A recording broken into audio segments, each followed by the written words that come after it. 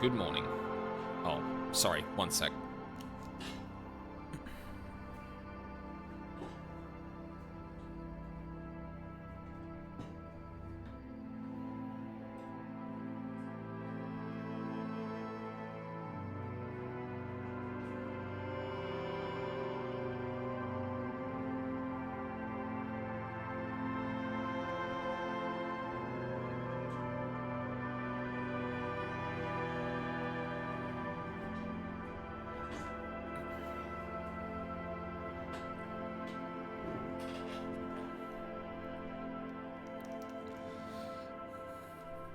I had to make sure the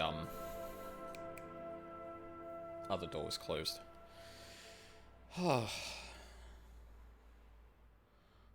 Starting a little bit later than I would have liked. Mostly because I was watching someone go through the last area of Endwalker. Just kind of compelled to watch because that game is phenomenal and has a vice grip on my fucking soul. Yeah, Fearless Walker, right? Also, hi, newest girl. Okay. So, we had just finished talking to Classier. And, I decided to not arrest her. Because at the very least that would, give control back to me and maybe I can do stuff. Pass the fuck out sometime during the Elden stream. Oh yeah, I figured. I'm surprised you didn't stay awake, considering I was fucking raging, but yeah. So, I did that, and then I really, honestly, for the last week, I have been thinking about this decision. And I want to talk through it just a little bit before I make this decision. So, there are a couple of things to consider here. First off is the empathetic situation, obviously. Classier is in a situation where if she is found by some group, which arresting her almost certainly will tip everyone off, or tip them off, she's going to be disappeared for what is essentially, from our understanding, corporate espionage. Now, that fucking sucks. And the thing that really sucks about this situation is that this doesn't seem to be an in-between. There isn't really a place we can keep Classier until we find more things out. We can either arrest her and have her put away, or we can just leave her here. Now, that's, the immediate surface level. There are other things to consider, though. First off, Volition is dead set that my stats are not telling me what is true, only what they see, if that makes sense. So Classier is presumably very good at putting on airs and doing the little tells to trigger our particular stats to think certain things. And as a result, Volition is pretty clear in that what is being said might not be the whole truth. And even if it was, we can't tell. Drama, also, upon realizing they had been deceived, so we have been deceived about something, went off its rocker and started immediately saying, punish her, arrest her, immediately, fuck her, absolutely just fuck this woman entirely. Which Volition is for, but not as enthusiastic as Drama. Then there's Kim. So, Kim did take out the handcuffs a bit unprompted. And generally speaking, he's been a pretty by-the-book person. Even though even though he admits himself that Harry obviously has a very unusual investigation methodology and attitude towards his job, he generally still doesn't like the aspects of Harry that are going against protocol. And on one hand, I am, given his past as one of them, a moralist basically, I want to say that's naive. But then I have to also consider that maybe Kim is just doing what he can. And that's what makes this decision so complicated. Volition is telling me that I'm being misled. Drama is on my case about arresting her. Kim would want to arrest her too. Her situation belies the fact that she will just disappear if she is arrested. How much can we trust that? Based on what Volition says, absolutely no idea. That could be entirely made up, it could be partially the truth, it could be the entire truth.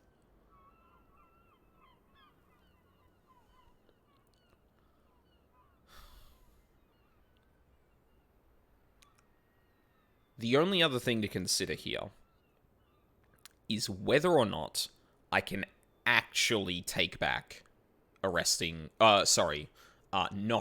Classier. I left the conversation here, and I haven't left the room. So, do I still have the ability to arrest her? If I come back tomorrow, can I still arrest her? Because if we arrest her, that's kind of it. If I don't, I can in the future, but who knows for how long.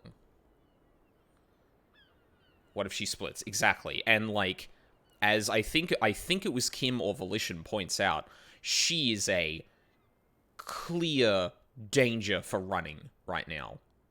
She says that she's got nowhere else to go, and I actually believe that to some degree.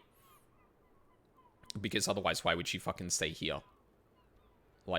There must be some other thing keeping her here. Not necessarily the fact that she's on the lam or anything like that, but...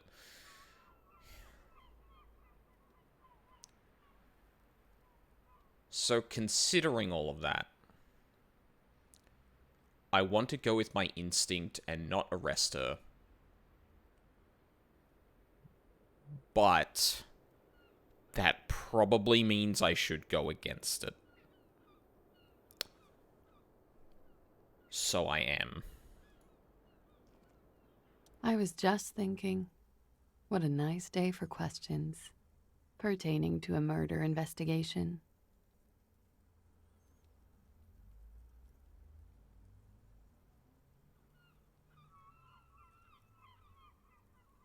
Oh. Are your in real life stats also affected by her?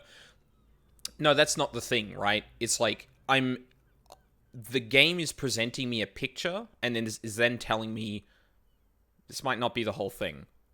And my instinct is based on that picture. That's what I'm talking about.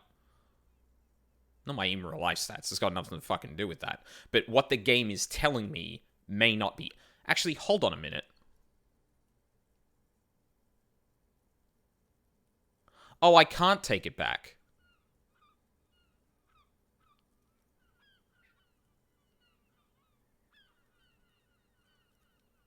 Yes, miss. I hope you don't mind.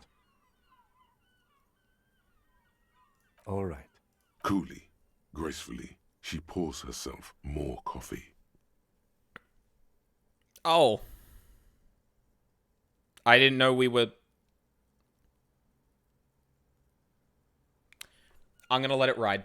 Fuck it. The thing is, I have absolutely no idea how long I would need to go back to... Yeah, I would need to go through an hour's worth of dialogue with her, very likely. Nah. Nah, that ain't happening.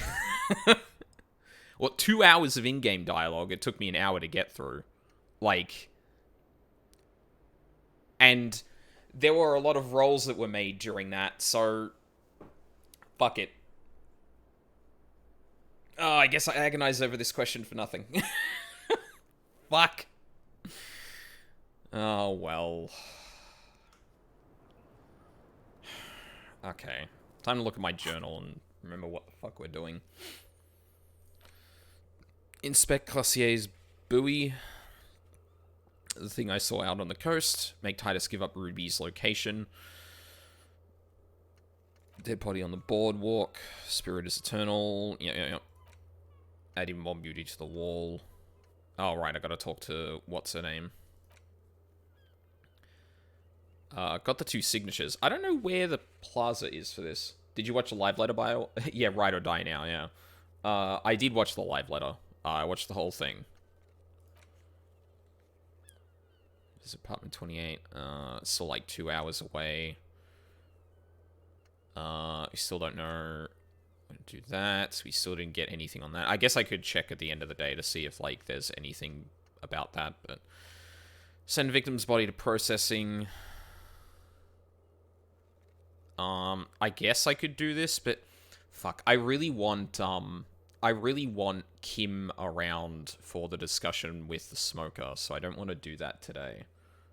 I'm most excited for the 24-man, and I'm super stoked to try new PvP. Yeah, that looks neat. I'm, curious where, I'm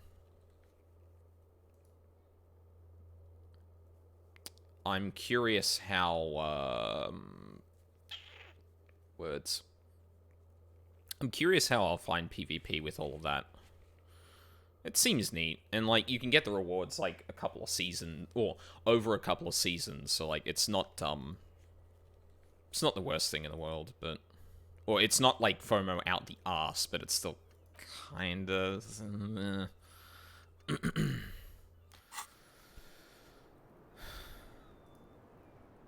Okay, I guess we're, This window is pristine on the inside, unlike the one next to it. Light from the desk lamp reflects off the glass in an untarnished golden halo. Hold on a sec. I'm gonna double check our clothes really quickly. Do we have anything that improves visual calculus?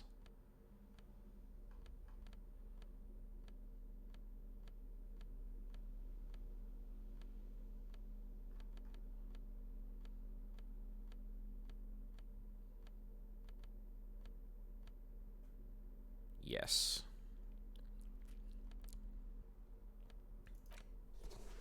There we go. This window is pristine on the inside, unlike the one next to it. Light from the desk lamp reflects off the glass in an untarnished golden halo. I hope they walk back the old rewards disappearing after 2 series. Yeah, like... I don't know. I feel like they could do it in some kind of, like, what? Like... Even if they didn't want to have them, like, there permanently, like, there might be some honestly, there might be some technical limitations keeping them from keeping all those rewards around permanently, because that's just an ever-growing database of items that you can give away. Like, what they could do is do, like, old event stuff where it's like, hey, for this series, we're returning XYZ to the shop, or to whatever quartermaster supplies them. it wouldn't be impossible for them to do something like that, and it would work around. It would kick the can down the road for a very long way, any kind of, like, technical issue, keeping all of that stuff around. Yeah, rotation is simple enough to fix. Yeah, exactly. And honestly, it's the kind of thing that they can just, like, snap their fingers and be like, yeah, okay, we'll change it this way. If it's feeling too FOMO, because, like, as much as... It's a weird balance, because you do want people to feel like, yeah, I should participate in some PvP and, you know, get the rewards that I like. And maybe they do it across, like, a couple of series to get the stuff they really want, but you don't... But it's clear he doesn't want... Yoshi P doesn't want the game to get to the point that it becomes... If I don't PvP this season, then it's gone.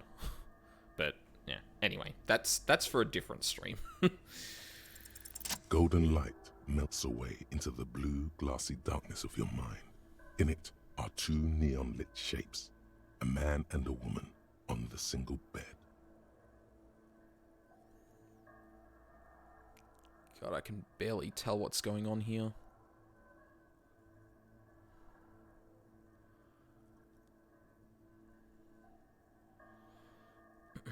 What position are they in? Like the witness said, the man is kneeling, the woman is on her back.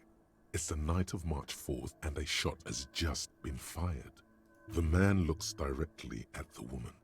The shot's possible directions converge in his mouth, a ray cast from somewhere outside, entering his brain.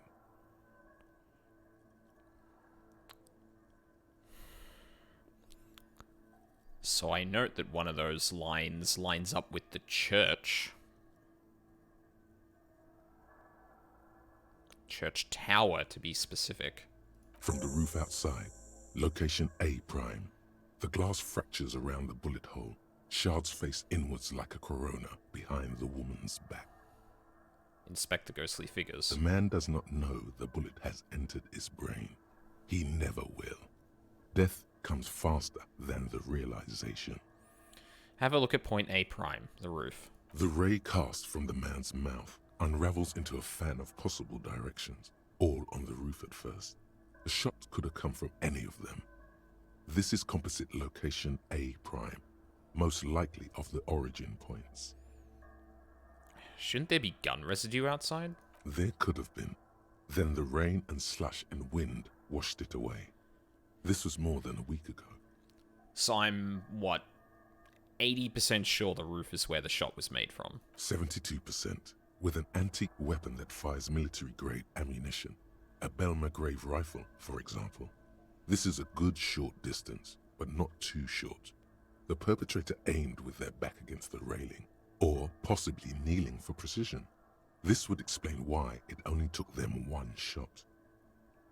True. The lights were on in here. Outside it was dark.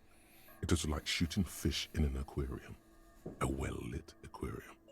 The victim opened his mouth to let the bullet in.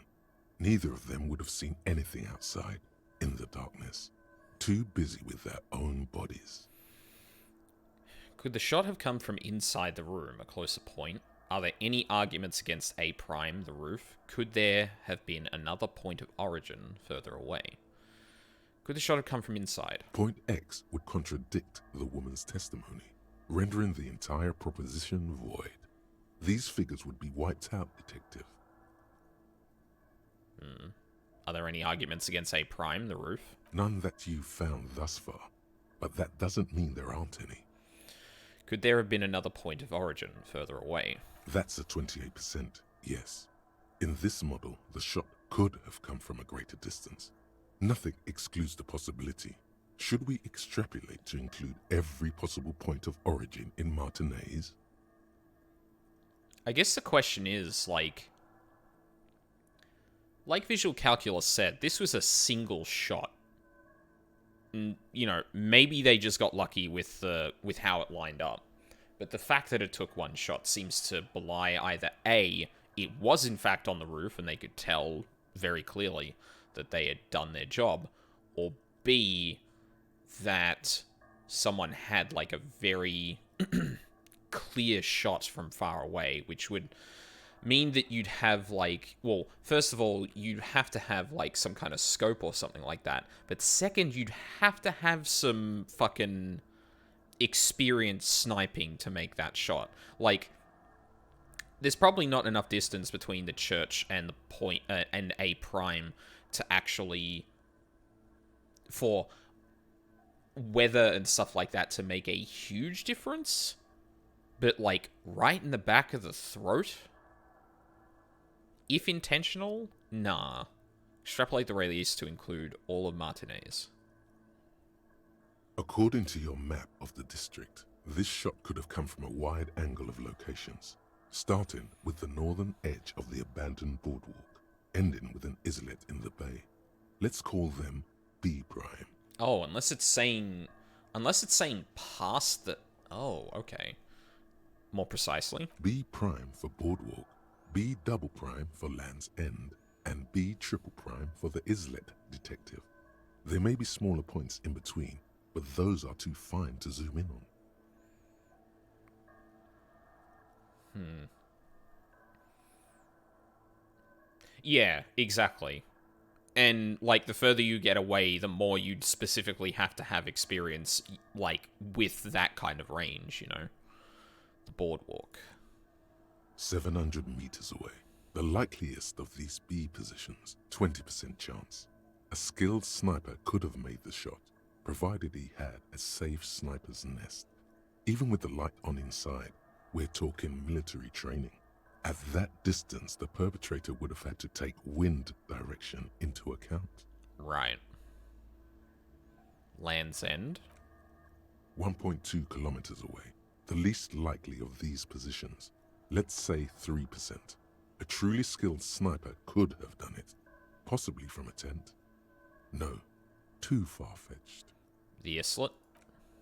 1 kilometer away. An unlikely point of origin. Beyond the docks somewhere. On an islet in the Bay of Martinez, perhaps. There are islets there. Badly charted as they may be. Did we end up getting to that part of the... I forget. The shot would have been a small miracle. 5% likelihood. There is an extremely narrow field of view from the bay to the window, between Rue de Saint-Ghislain 10 and 33A. The angle would have been extreme, and access to the islets is questionable. Kim, do you think the shot could have come from further than the roof in Martinez? From where, precisely? Let's say B prime the boardwalk, B double prime Land's End, B triple prime the islet. I see you have given this a lot of thought.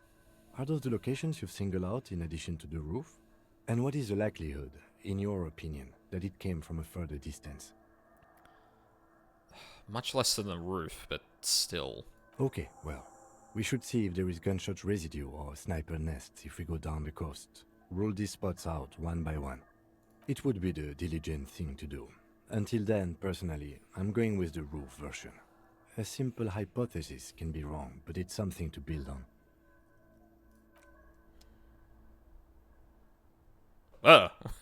I'm awake.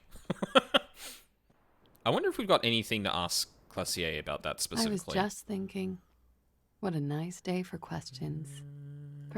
Yeah? No. All right. Questions about the deceased. Tell me what really happened Okay. at the time. When was the window changed? Why did you call the cops if you're hiding? Could the people after you have killed him? She nods. I don't think we're getting anything else out of her right now. The same small, heavy door. No lock in sight.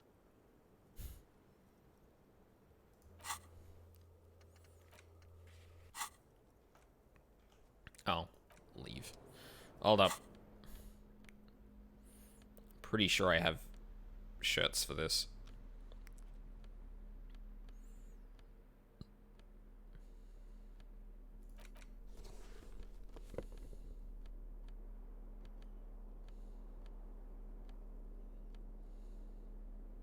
-2 to physical instrument. Jesus.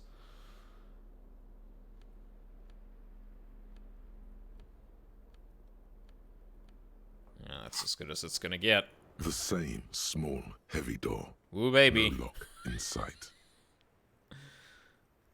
You know what? It might be best to talk to,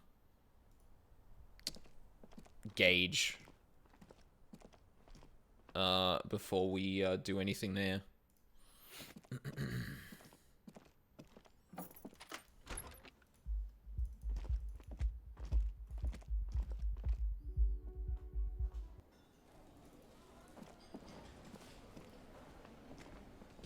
Hey, was there something you needed? Oh, Gart, not Gage. Another thing. Great. I love those. Really? We can't ask him about the rooftop door?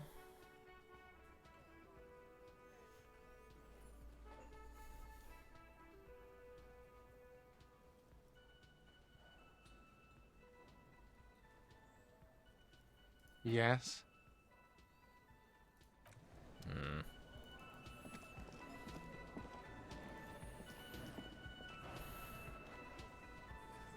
Well, I guess in that case, I'm back to talking to Titus again. It's you again. What is it? He acknowledges you gruffly. Okay, I talked to Classier. Now I need to talk to Ruby. Why? He leans back and regards you with curiosity. Because she's your leader. Going to level with you. She's the next link to the chain that leads me to, Laylee's killer. I've seen her in a laudanum-induced delirium. The paranormal instinct whispers her name into my ear. Look, I need to pin this on someone, and I've decided to pin this on her. I suspect she killed the victim, that's why. Civil war is brewing, and the only way to prevent it is to solve the murder. That means talking to Ruby. She's a suspect in another case I'm investigating. No, I'm not going to talk about that. No, this seems like the most convincing thing to him, honestly. Sounds like you're making her a suspect in this. Not on my watch, you're not. Motherfucker. Ruby's one of us. We're not gonna throw her under your moral intern steamroller. Fuck that shit. And fuck you too, moral Wow, we're really out here. We really out here with 20-year-old 4chan B jokes, aren't we? Oof. Nice one, dipshit. Throws a glance at Titus as the last syllable leaves his lips. The big guy sighs. Ruby is missing. If you hide from the police in a murder investigation, you become a suspect. You know how it works, guys. That's nothing. That's just legalese. You don't even have a sound theory. I don't want to be rude, but we're trying to get some R&R here. Think you could fuck off now? I think we'll keep sticking around, Titus. You'll be surprised at how quickly a theory presents itself if you keep looking. From the corner of your eye, you see a little bird fly into the bush, right behind the window, behind Titus's back.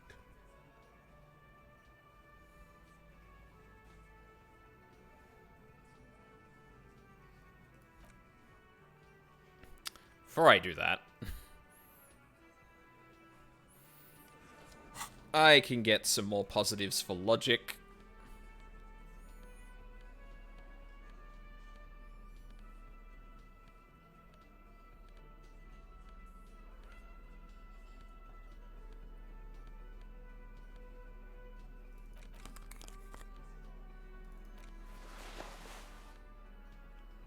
Whoa. +3. Let's go.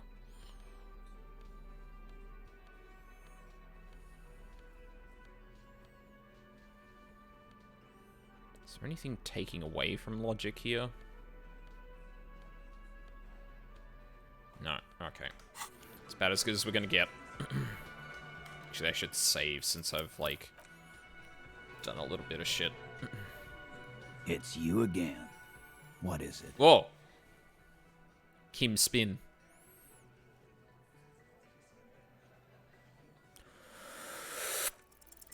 Nothing is happening.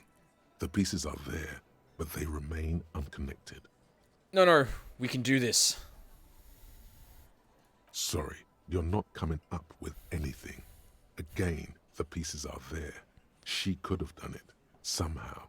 Something else. Walla walla bing bang. It's just not coming together. Walla Walla Bing Bang. I don't know what it means, but it felt like the most appropriate thing to say. That's what the witch doctor would say, at least. Why am I such an idiot? No one knows. You're not an idiot. Don't say that. This is a really big mess, and being a detective is hard. Oh, bless you, Volition. Squint your eyes harder. Still nothing. But that's okay. This doesn't have to turn into some kind of meltdown.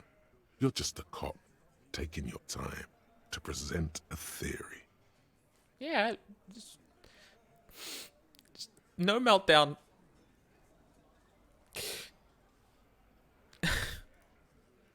We're not gonna have a meltdown. Right. Puzzleface shouldn't be the cool guy when he fails. I was supposed to be that. Shut up, Authority. Fuck you. Shush. I'm just more level-headed than you. That's my thing. Let's look at this as a learning experience. What are the components you need to implicate Ruby? No. He needs to say 500 layers and I can't remember the first line. I just want to hear the components of the theory. Smart move. The components are access to the roof, weapon, and motive. Here is what you can do to make it easier. Come on, guys. One of my stats is coaching everyone else. This is great. For starters, you could find out what's behind that mystery door in the kitchen. If it's a secret route, she could have used that to get to the roof. Can't get through the door? You know what would help. Doing a thorough search of this room. Maybe something's hidden. There's a spooky building west of this. Take a flashlight with you. Search the basement.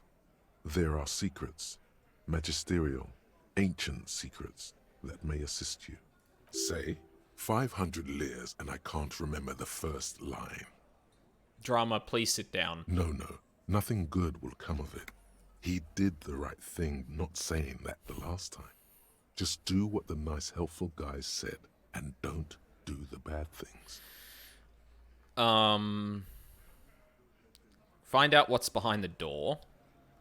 Doing a thorough search of this room.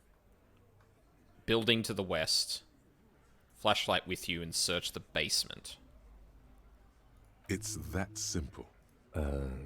Unless we have more business, we should... No, Kim, I've almost got it.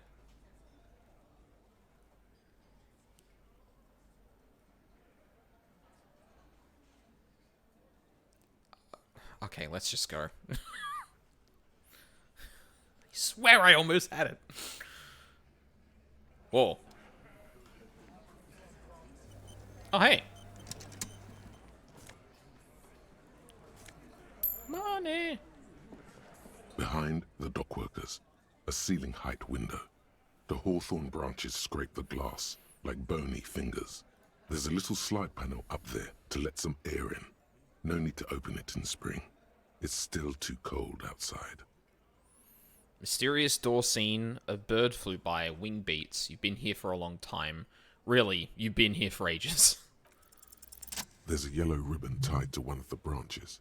Light yellow, faded with time. A tiny splash of color in the blackness of the thicket.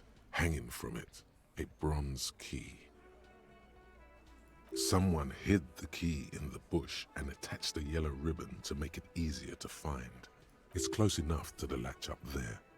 One can slide it open and just take it. Surely not a coincidence. Wait. Oh, so it's close to the window latch, too.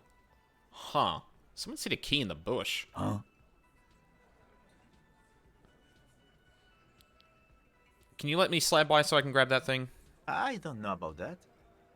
I'm comfortable here. Don't think any sliding would really help right now.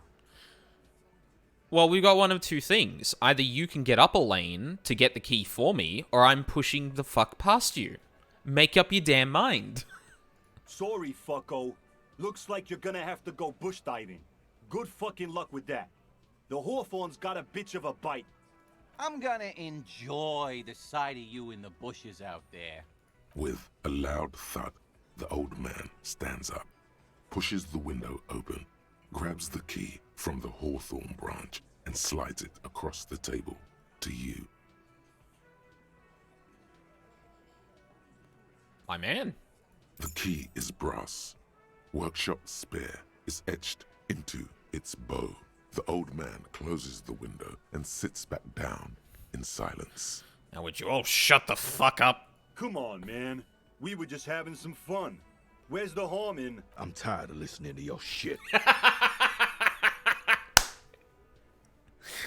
You know what, Theo? You are absolutely a hard ass, but I appreciate you.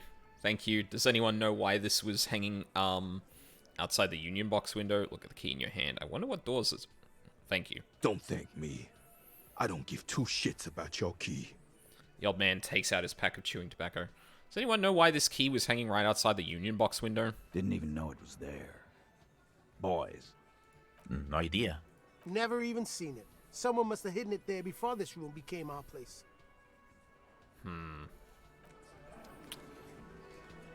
Actually somewhat inclined to believe them on that one. No stats chimed in and Titus seemed like pretty like, do you all know anything about that? But You see a heavy steel door. The key fits the dimple lock. It takes a bit of effort to turn it after all these years. But then, the lock clicks. Dust rises before you like mist. A tomb? Haunted by regal spirits from distant ages. No. Smells like engine grease and cut wood. A workshop. Huh.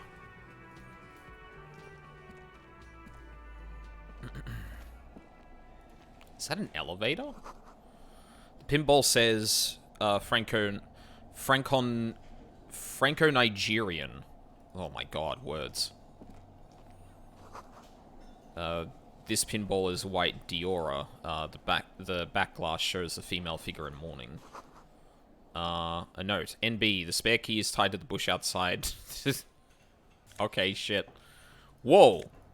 $5. Holy shit, I'm rich. Cutwood is just slaying for bottoms. In the corner.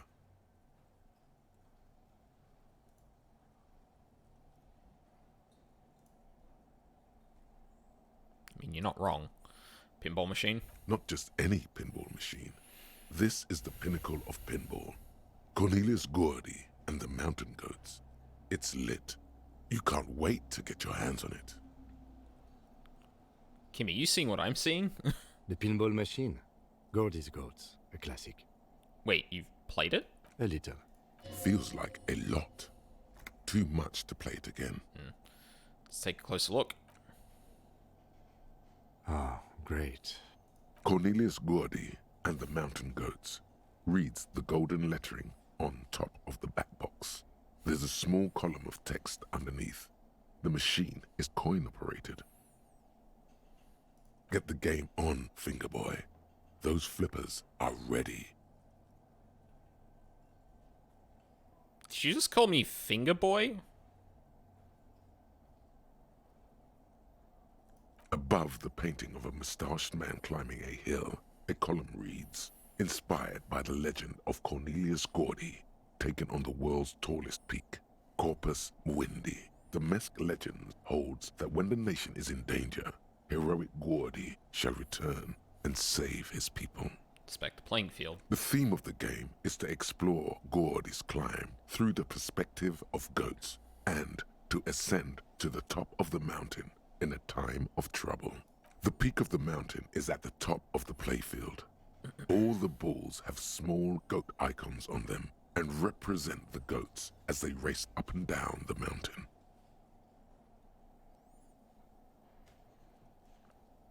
Areas around the playfield represents Gordy's climb, places he was said to have camped, which the goats can discover.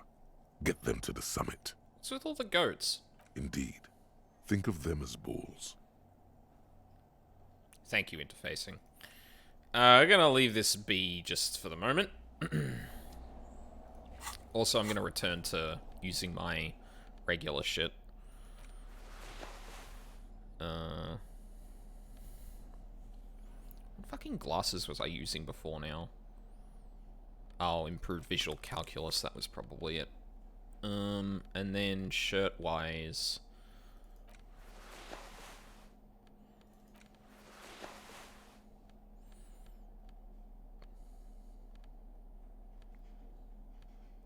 Actually, I think we're gonna do this. Because I get the feeling we're probably gonna want our instinct to be high when we're going through this area. Oh, hold on. All these mesmerizing machines, just waiting to be plugged back in and played. Run your finger across the dust of the white Diora machine. Feels like it might jump back to life any moment. The lights illuminating the white-robed woman. What's white Diora? Some kind of inane pinball theme. Probably related to Messina during the DeLorean age. The history themes are the worst. Diora was one of the 3 crown cities of the DeLorean era, on the Muindi Isola, the others being Ria Silvia and Advesperasket. This theme is all about early airships and beautiful, sad, pearl-laden women. It's quite nice, actually. The lieutenant grimaces looking at the machines. Sounds like you don't enjoy pinball, Kim. No, I love it. I love pinball. Who doesn't love pinball? Let's move on. He doesn't. What about the other one, the Franco-Genarian ball? Want to play that? No. Okay.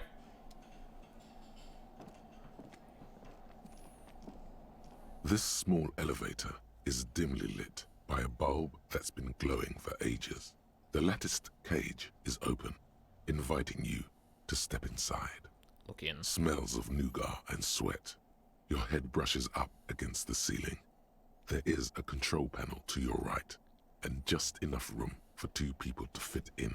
The maintenance card under the control panel reads, Last maintenance, 10th July, 88.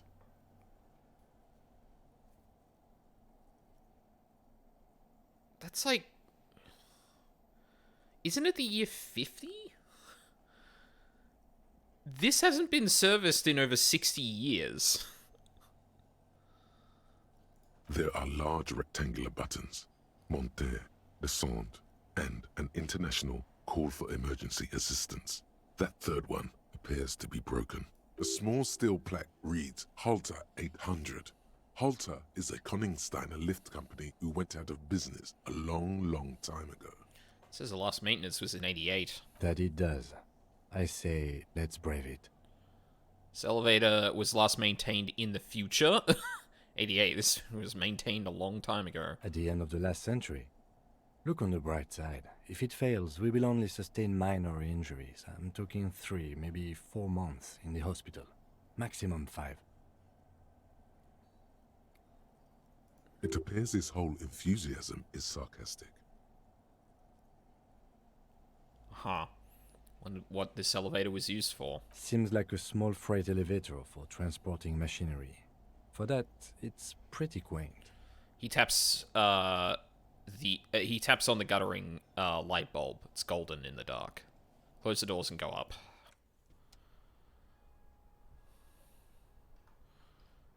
I knew it. Well, now we know. Ooh, empathy and hand-eye coordination. Nice. You clearly see footprints in the downy carpet of dust covering the workshop floor. Jackpot. These, unlike everything else here, are new. Just, Lieutenant takes out his notebook. Someone's been here within the last week or 2. 3 weeks maximum, from the dust coverage. It could easily have been 1 week too. You know, officer. He looks at you. This is good. He likes it. That's a little smile there, in the dark of the workshop. It was a stereo investigation after all. It has now converged with our main investigation, adding a new fact to consider. I mean, I'm not gonna say I was right, but I like it when Kim likes this. Yeah, exactly. Okay, let's have a look closer then. Large prints, most likely made by Boots. The size is hard to determine. Sole could be bigger than Vamp. The soles have left a pattern uniform, horizontal lines. One person has been here. They've gone back and forth. The tips point both ways. This print is unlike one left by a regular worker boot. It is not a brand sole with logos on it. It seems custom-made or old-fashioned. Prints look like one person went back and forth. Between that and that. He points to the elevator doors in the corner, and he points to the barred door. So it doesn't look like the old sold print we found at the hanging, Kim. The size looks about the same, actually. They're not the same shoe, but they could be the same person. I wouldn't rule out Ruby coming here yet. This isn't an argument against her. People change shoes, you know? But it's not an argument for her either. This doesn't look like the worker boots from the hanging, does it? No. These little horizontal lines are different. They look custom-made to me. Or some kind of foreign print. Hard to say. Still a boot, though. Get up. Everything around you is quiet. The prints crisscross the workshop floor. Okay, what does this mean? It means someone snuck through what seems like a secret route, leading to the roof. The roof from where you can shoot our victim. This is significant. These prints, officer, could be the prints of our killer. And if not, at least they're a good argument for this Ruby doing it, to present to Titus. Mm-hmm. Sure is.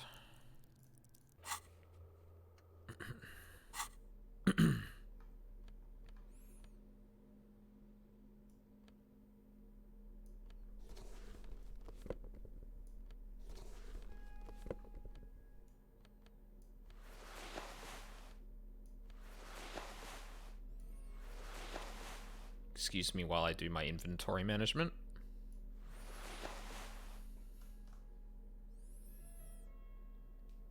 Do you know if this game has New Game Plus?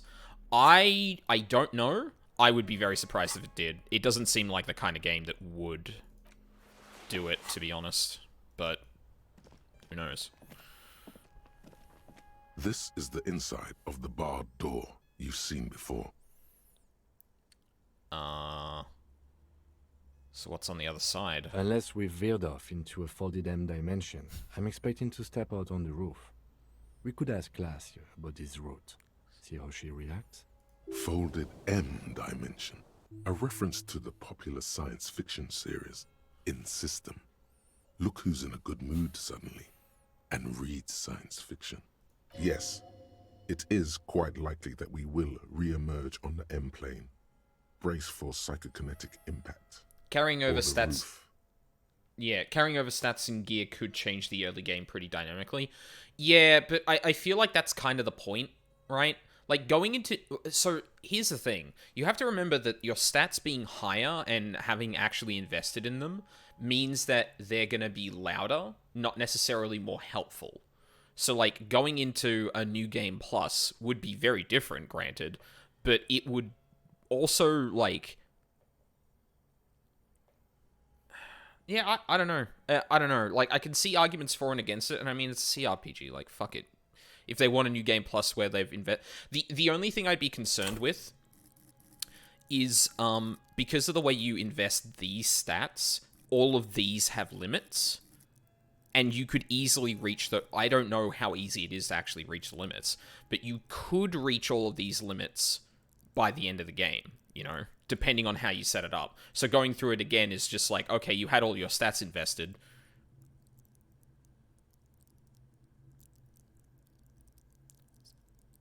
Not much else to do, but I guess you do see the early game with, like, a lot of, like, maxed stats. I don't know. I could see either, to be honest.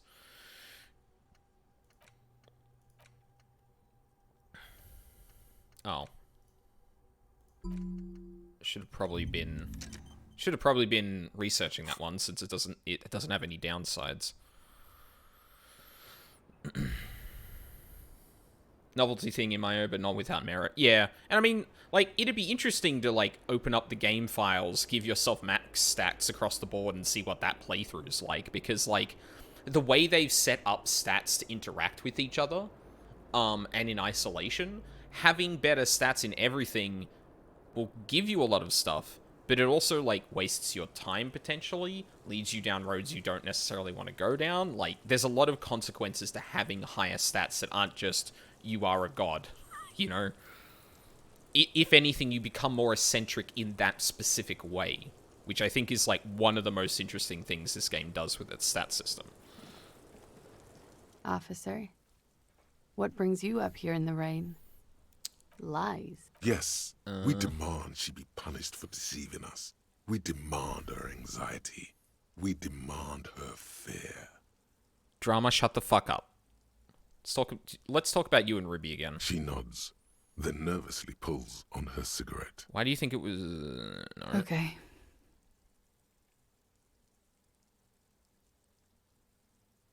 She slowly... Sure. The record. Yeah? Oh, there we go. That door there points to it. Did you know it leads to a downstairs elevator? Oh. Do you think Ruby could have gotten in that way? To the roof? She could have come up through there. She looks at the door. Suddenly her eyes widen. It's possible. She keeps looking at the door with a worried expression. The wind ruffles her hair. There were tracks on the floor. They're recent. Huh. This isn't good. She's straight as a stick, suddenly. It's an old pinball workshop. The room back there. This place used to be a pinball arcade. Okay. I'm glad someone's had fun. This isn't good. She's straight as a stick suddenly. Mm-hmm. She's lost in thought. Eyes narrowed. Forehead furrowed. Mm-hmm.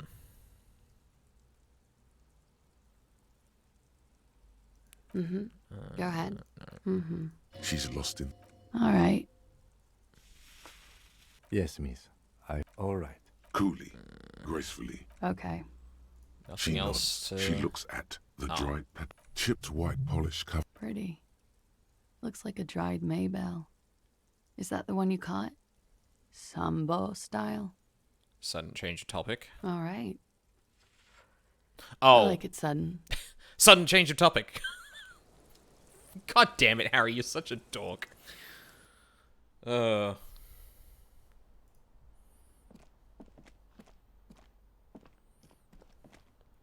Should have taken the elevator. It would have been quicker.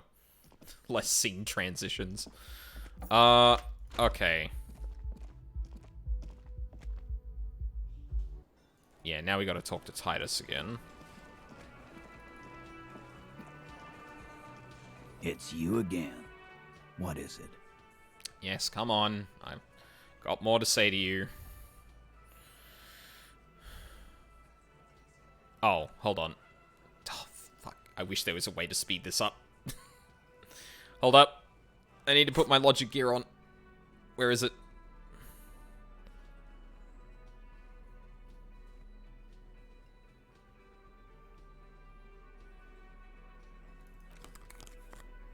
I think that was the only thing that gave me extra logic, if I remember correctly. Oh no, it was also that. It's you again. Sure is. What is it? I have improved stats now. I can now Jimmy Neutron Brain Blast. A sudden flash of lightning in your neocortex. The hostel cafeteria is lit by its airy blaze. Floor plans, bullet trajectories, webs of human emotion, all channeled into a single thought. Why are you so sure Ruby didn't off him? So that's what you were squinting at. You were trying to come up with a theory, weren't you? That she did it. Yeah, he was cobbling together shit so he could put her away. It's RCM 101. Well, let old Titus set your mind at ease then. She didn't do it. She was here all night. Sunday night, 11:30 to 12:15. She was here all that time? Yeah, with us, drinking. Near the stage there. She didn't go to the bar for a drink? No. That's a lie. You know that's not the case. All right. She took a fucking leak, okay? For one moment. Maybe went out too. She has an operation to run from her lorry. We're not getting into what that operation is again, Culp. Luckily for me, that's not what I'm going to be talking about. That's probably for the best. Don't break your stride now. And just 'cause she was gone for 5 minutes doesn't mean she magically got to the roof and shot him. I've been through this. It's not plausible. All right, we're in. We got Ruby unaccounted for sometime during the window. This was crucial. Now let's place her on that roof. You got his attention. Now don't ruin it by making weird claims. Remember, you can still mess this up. There's a secret route in the kitchen that leads straight to the roof. You do agree the shot came from the roof, right? Why not? You can't draw a straight line into Clausia's window from any of the surrounding buildings. Not from what I know about Martinez. Maybe from the coast. But like I said, I've been too busy dealing with you idiots. So no, I don't think it was a sniper. It was close up. Oh, it's a 72% chance that the bullet came from the roof. 72%. There's a percentage and all. Where'd you get it from? Your guys in the lab? You could say that. Definitely lie. The truth is not credible.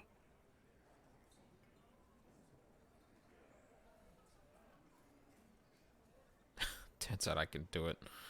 Yes, we have a ballistics lab in Curon. We consult it in cases like these. Wouldn't hurt to have one of those in Martinez. Still, all the labs in the world don't put her on that roof. How'd she get there? Climb? There's a secret route in the kitchen that leads straight to the roof. How? He looks sincerely curious. Through what looks like an abandoned pinball workshop. People say there was a pinball arcade here. Sometime before the hostel. What was it called, Theo? East Delta Pinball Arcade. Weird place. Went bankrupt. Okay, but how'd you get up? There's no room for a staircase in this building. Or an elevator, for that matter. The elevator is outside the building. It's an old dumbwaiter used for moving pinball machines up and down from the workshop. From there, a door leads straight to the roof. You can just step outside. Ruby could have gone up, shot him, come down. All under 7 minutes. That's quite the theory. We need to have a look at that secret passage, boys. I'm on it, boss. Right when the law clears, me and Angus are going up there. It's a dumbwaiter, not an industrial lift. How about I go instead of... Just now. You got something else to back this route up? Or is that it?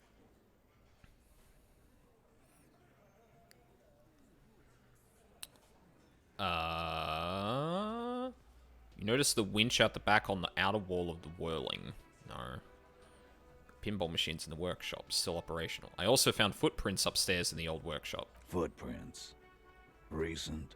The tracks were recent, but not worn down in the right foot like Ruby's. It's best to omit this pesky little polemic for now. Too confusing. Recent. A week or two. That close, huh? How fortunate. I'll take a thorough look at those prints myself before I believe that, Culp. Good news is, I'm still listening.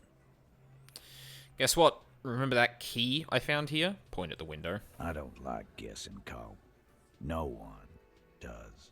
Fair. It opens the steel door in the kitchen, the one that leads upstairs to the roof. This key was right here, with you, all the time. He looks at the hawthorn bush outside the window. You didn't find it, but Ruby did. That's how she got up there. Quit jumping to conclusions, Theo. You took that key. Did it look like it was recently put there? No, the ribbon was old. Faded. It'd have been there for 20 years at least. She could have made a copy. She could have just put it back there once she was done. Yeah, maybe she could have put it back there once she was done. Why? This doesn't make sense. It's damn interesting, but it doesn't fit well, and you know it. It doesn't fit well, but it fits. And he knows it. Oh, sorry, one sec.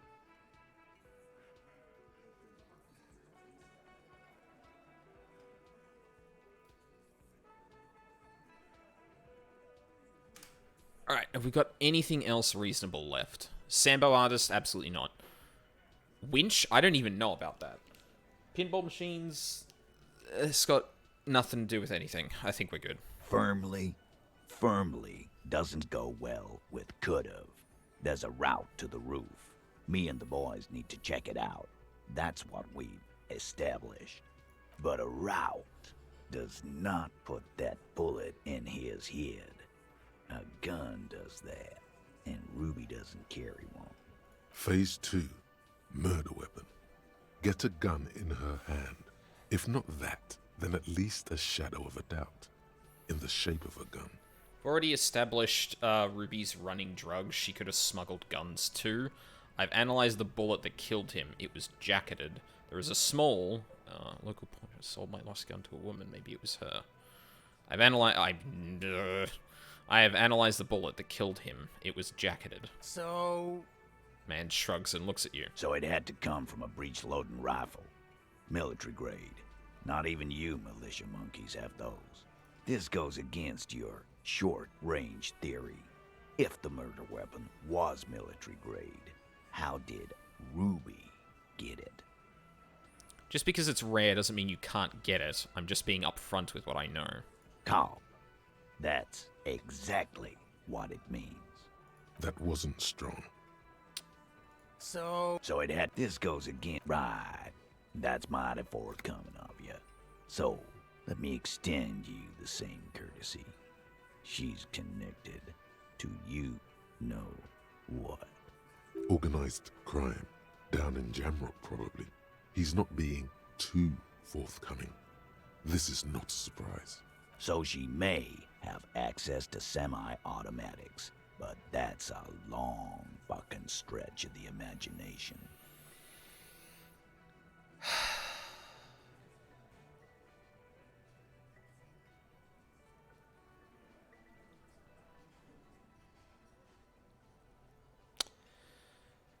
I am going to regret this. You lost your gun?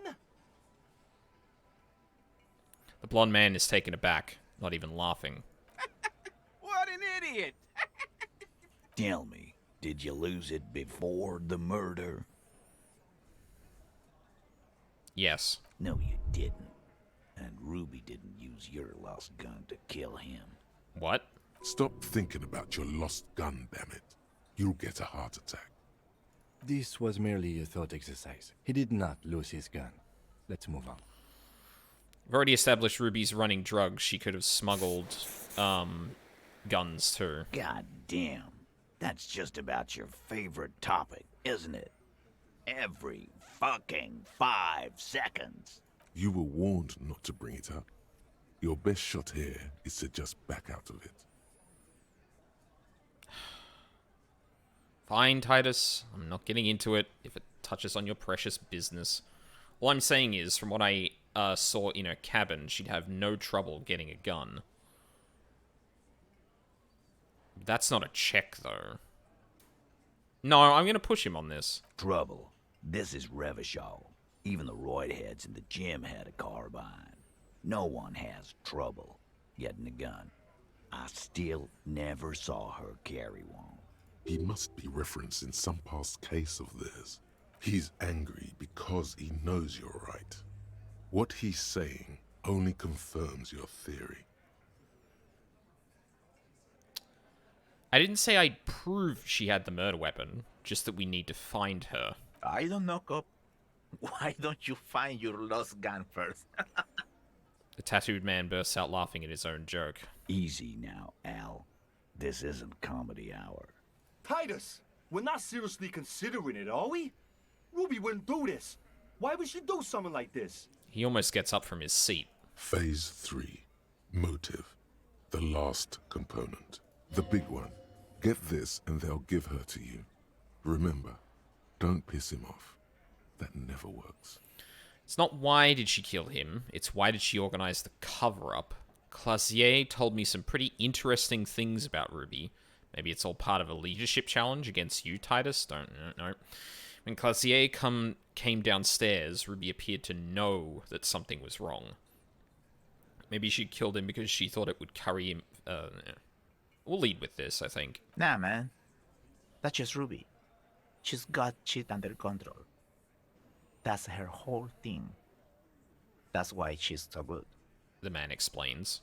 Plus, man, it's like female intuition, you know. Women talk to women. Which is sort of why we need someone on the team who they talk to. Oh. Tell me you're a group of misogynistic men without telling me you're a group of misogynistic men.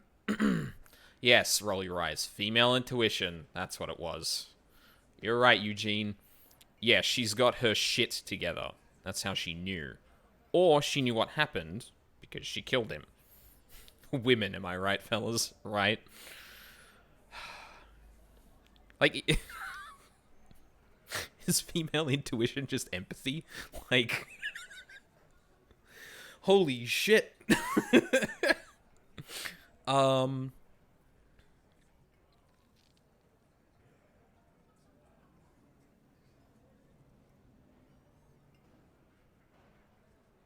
Like, I really want to go in on Eugene being like, oh yeah, women, okay, sure, and kind of move on, but, or she knew what happened because she killed him. Not so useful.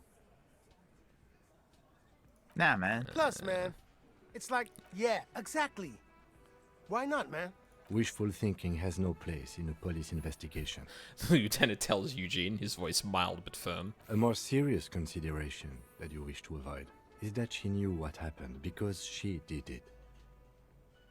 Oh, Kim just literally said what I did. Okay. It's not why did she kill him, it's why did she organize the cover-up. And I suppose you have a theory on that. She could have just been covering up for herself, Titus. Think about it. Why go through all that effort? It was her idea, wasn't it? The hanging. You went along, but she suggested it. She had, like, a fully formed plan and shit. Right when she came back downstairs. It's a little odd, isn't it? Really, Shanks? Claudia wanted to talk to another girl, that's all. She was just the first one up there. I could have come up with that plan if I'd have been first.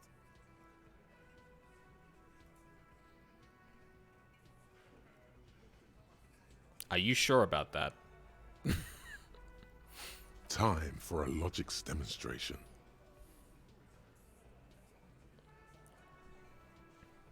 Oh, shit. Eugene, let's assume you killed him. He scoffs. Think. You kill him. Get up there. Shoot him. Get down. Would you prefer to go on trial with your friends as part of a lynch mob or alone for committing murder? The man is silent. If she used us to cover her own shit up, well, that's a serious violation of the Hardy Code, boss. Jackpot. Which is why she didn't. She would never do that. Why aren't more of you defending her? This is fucking stupid, Titus. Glenn, I thought the same thing when she skipped town and left us in this shit. Titus looks grim. Oh, so he didn't rule her out completely. And she skipped town. This is good. Classier told me some pretty interesting things about Ruby. Yeah. Like what? Apparently she had a thing for Classier. Sex. She wanted sex from her. Let's not get into it. It's needless. Apparently she had a thing for Classier. A thing? You mean? He tilts his head to the side and falls silent. Them bitches gay. Good for them. Titus, a murder was committed in this building over that. I don't think. Yeah, but they're both girls. Oh no. Fat man looks up from the table, oblivious. Girls like girls too, Angus, sometimes. This is one of those times. She liked Glacier. I know, it's bewildering for me too, but that's what she said. Come on, guys, she hangs out with you meatheads. This cannot come as a surprise. It's supernatural, a reality-breaking event, and we just need to accept it. It's scary, yes. She probably went to a university and learned it from a...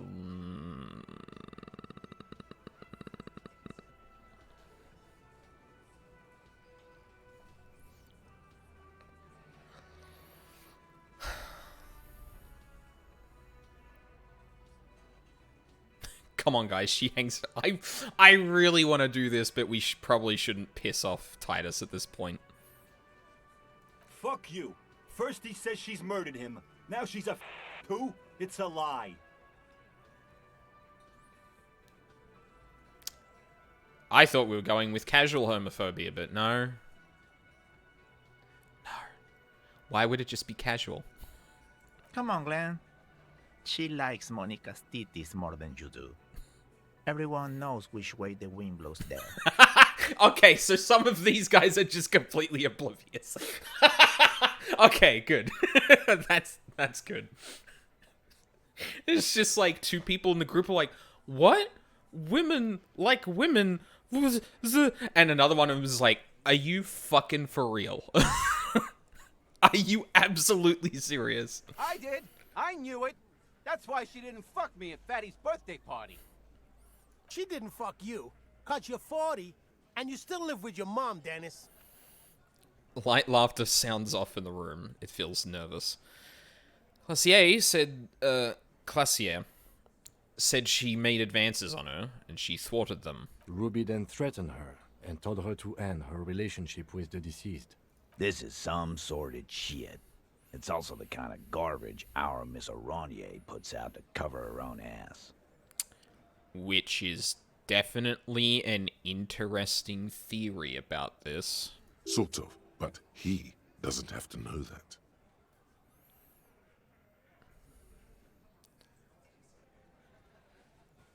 She just told us. Ruby made her scared and she spilled the beans. That Ruby is queer as cabaret. Now that I start thinking about it. I don't know why I didn't see it earlier. You know, I don't know if it was like I really should have seen it coming. Like, she has a pixie haircut. She's like buff as fuck. Doesn't wear dresses a whole lot. Like, very butch now that I think about it. She's also making passes at all the women we were making passes at too. I don't know how I didn't see it before, to be honest. She hangs out with us meatheads. Yeah. And that's okay. Some are queerer than others. You can still be a hardy. But if you bring your own personal shit into our outfit... And then, boss, use us to cover it up? I mean, that's just fucked up. If it's true. But it's not. Right?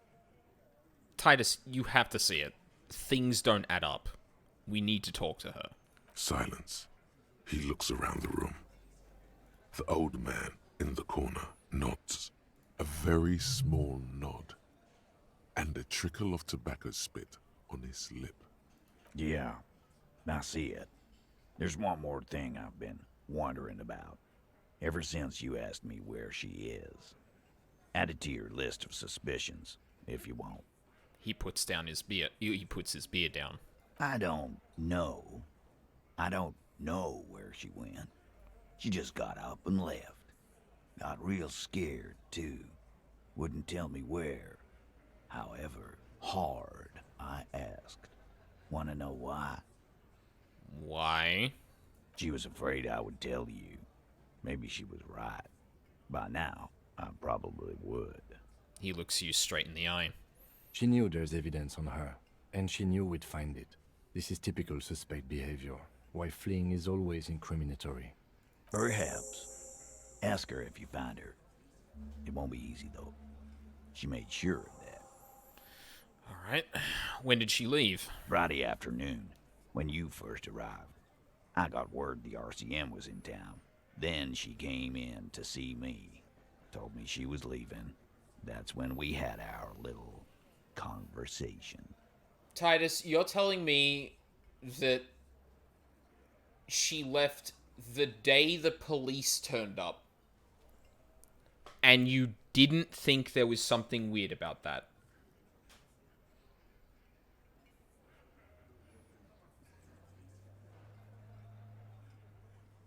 Actually, to be fair, she is in some sorted shit already, so I'll let that slide. What was she scared of? I told you. You. Me? Isn't the RCM? No, you, as in the cop with the sideburns and the disco clothes. Don't forget the funny tie, too. No wonder she's afraid. I have come to declare the ending of the human experiment. I'm sorry. God, why does everything flee at the sight of my shadow? I have no idea why she'd be scared. I'm just a normal cop with regular thoughts in his head. I am boring, man. It seems you have that effect, especially on women. Right. That's the second one now who's trying to flee you. Empathy, if you chime in here, I'm gonna fucking deck you. You know, when I first saw you limping here, I thought she was paranoid or sniffing her own supply. But now I'm not so sure. What else did Ruby tell you about me? She said you have a funny taste in clothes, and that you won't stop. Won't stop? Until you have something on her. She said she's heard of you from Jamrock, that you're a human can opener, that you play suspects against each other, open them up, like cans. Harry has a fucking rep? Damn. Honestly, your character kind of looks like a fucking psycho. Well, less psycho, more like... has been through some shit. And alcoholic on top of that. Also, hi, Valk. Fucking hell. Titus, did he just... The tattooed man shakes his head. Open Angus up like a can? Yes, he did. Now, we can whine about it, whack him, or we can go on with our lives. I'm having a go on with our lives kind of day, Al. How about you? Silence. He nods. Is that true, Kim? Am I a can opener? Anything else? Anything? Yeah, there was something else. She wouldn't tell me, though. I could see she wanted to. It was burning on her lips. This caught Titus. This caught me. But she was too scared.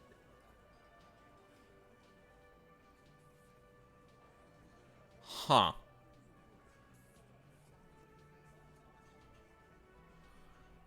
Do you have any clues on where Ruby went? She's not far. We know that much. She didn't take her lorry, so she's on foot. Good fucking luck, man. She knows this place like the back of her hand. You'll never find her. Yeah, Al. And we won't either. He gives a sharp look. She's not really a hardy candidate anymore, is she? The man stares into his beer. She's not, Glenn. Have you looked for her? A little. On the coast. Where have you looked for her, more precisely? More precisely, on the coast, past the waterlock. She's not here, so I'm thinking she's there. Can you tell me where on the coast I should start looking? Sure, there's some shit houses there, a cinder block town. The fisherfolk there refuse to unionize, so that's one place we haven't looked. It's real Joker vibes. I hear they have a shack where junkies sometimes crash. Time for you to step up. We will start there. One more question. What does Ruby look like? Boyish. Hair's red. Dyed. She looks like a Lowry man. Once again. Picturesque, stereotypical butch.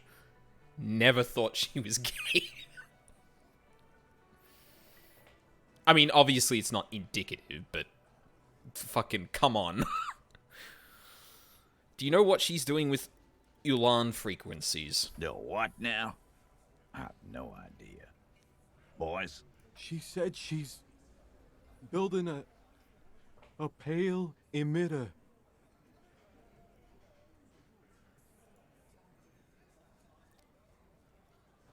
A what?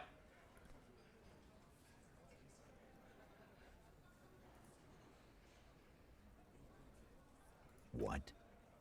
We were talking about radio equipment. She said she's doing Ulan frequencies and a pale something. I don't know more.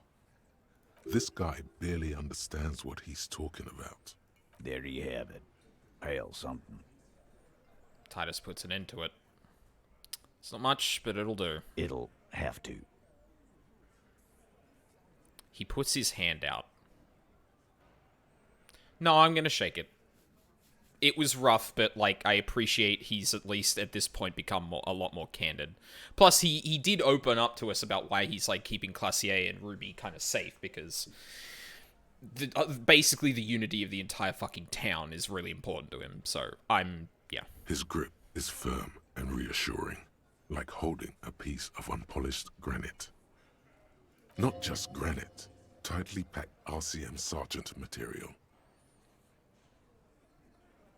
I don't think he'd appreciate that. No. He already is a sergeant. That's what you're feeling. He just wasn't sure what you are. Yeah. Yeah. Okay. We need to go see, the man smoking on the balcony. But before I do that, I'm gonna take a quick break. It's been an hour and a half. I'm probably going to be wrapping up around about 3 o'clock my time, so in about 2.5 hours. So it's probably not going to be as long as my other disco streams, but tomorrow will still probably be pretty long, so yeah. Anyway, I will be right back.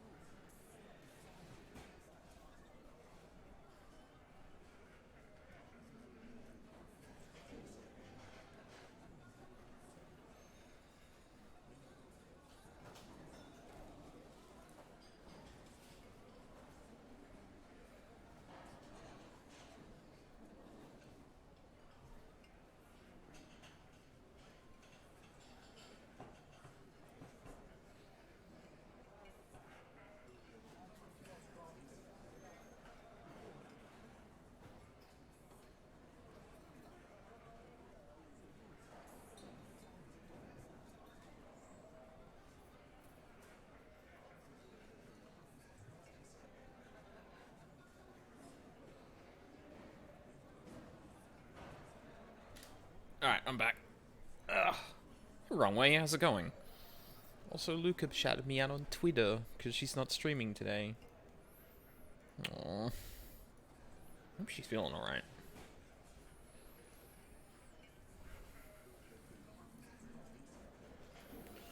Sorry, I'm just gonna check something real quick before I move on.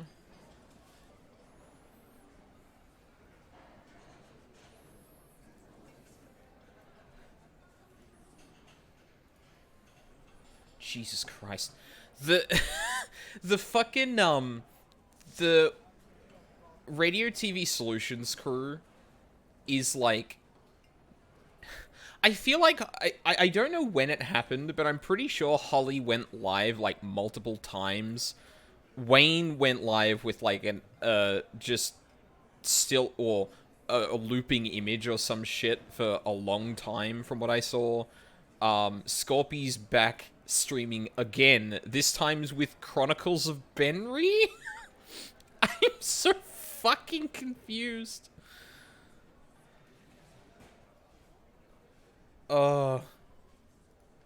Truly it be the April of Fool. Anyway, time to continue playing this fool. Okay, what the fuck were we going to do? Right. I need to go talk to the guy who's smoking on the balcony. Oh. You think you have a pretty hot suspect right now, don't you? That ruby of yours? Yeah, and? Notice how it came together without casting too much suspicion on Clasia. It was nice and ruby-centric in the end. What do you mean? Anything struck you a bit off about this mishmash? Well, the bullet didn't have to come from the roof. It could have come from anywhere on the coast. The bullet was jacketed. Those don't just lie around everywhere, do they? Turned out the bullet was an antique. The footprints in the pinball workshop didn't fit with the old soul's prints on the crime scene. So far, no one has mentioned hearing the shot. Notice how this hasn't come up at all. Even Hardy and his boys didn't mention it. Neither did you. The bullet was jacketed. Good point. It is rather rare these days. But do continue. Well, the bullet didn't have to come from the roof. It could have come from anywhere on the coast. Absolutely. It could have come from anywhere.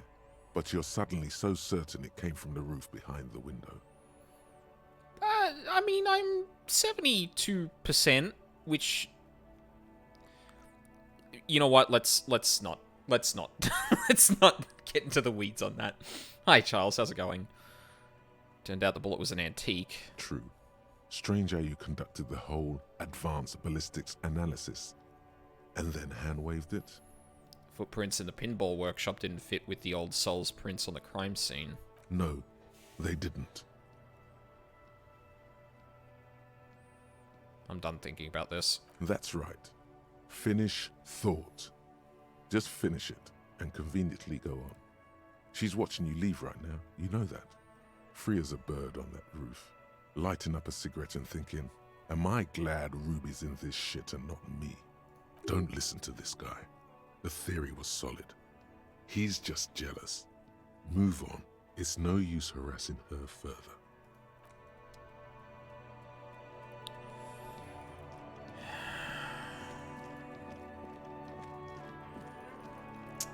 He's kinda right, though. That's the thing. Oh, maybe I can't get there from here. Hello, North. How's it going? Oh, Lord. Everyone's here today.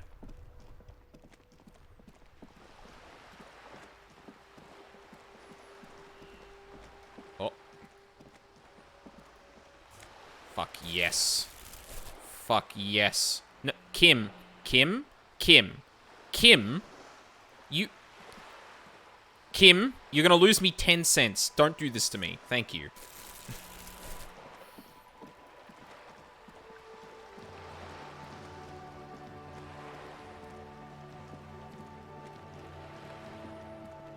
There we go.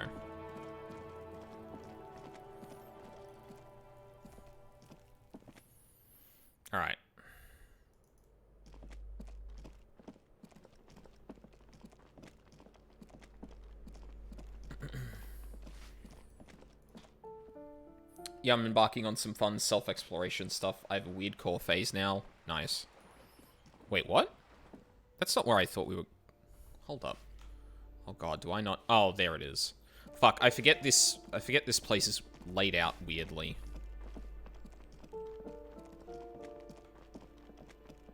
Fuck is the balcony? Yeah, here it is.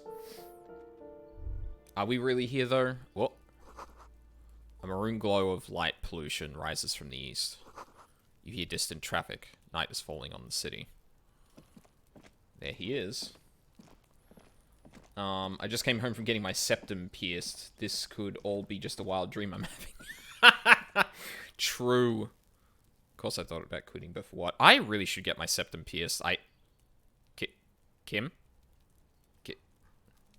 Kim, are you doing... I could, like, move over if you... Don't worry, he does that sometimes. Gendarmerie, you found me. I have no piercings or tattoos, definitely need to level up my gay and get some. Yeah, same. Well, I mean, I have the snake... sorry, not snake bites anymore. I have the one on the right of my mouth. Are they on something? He's on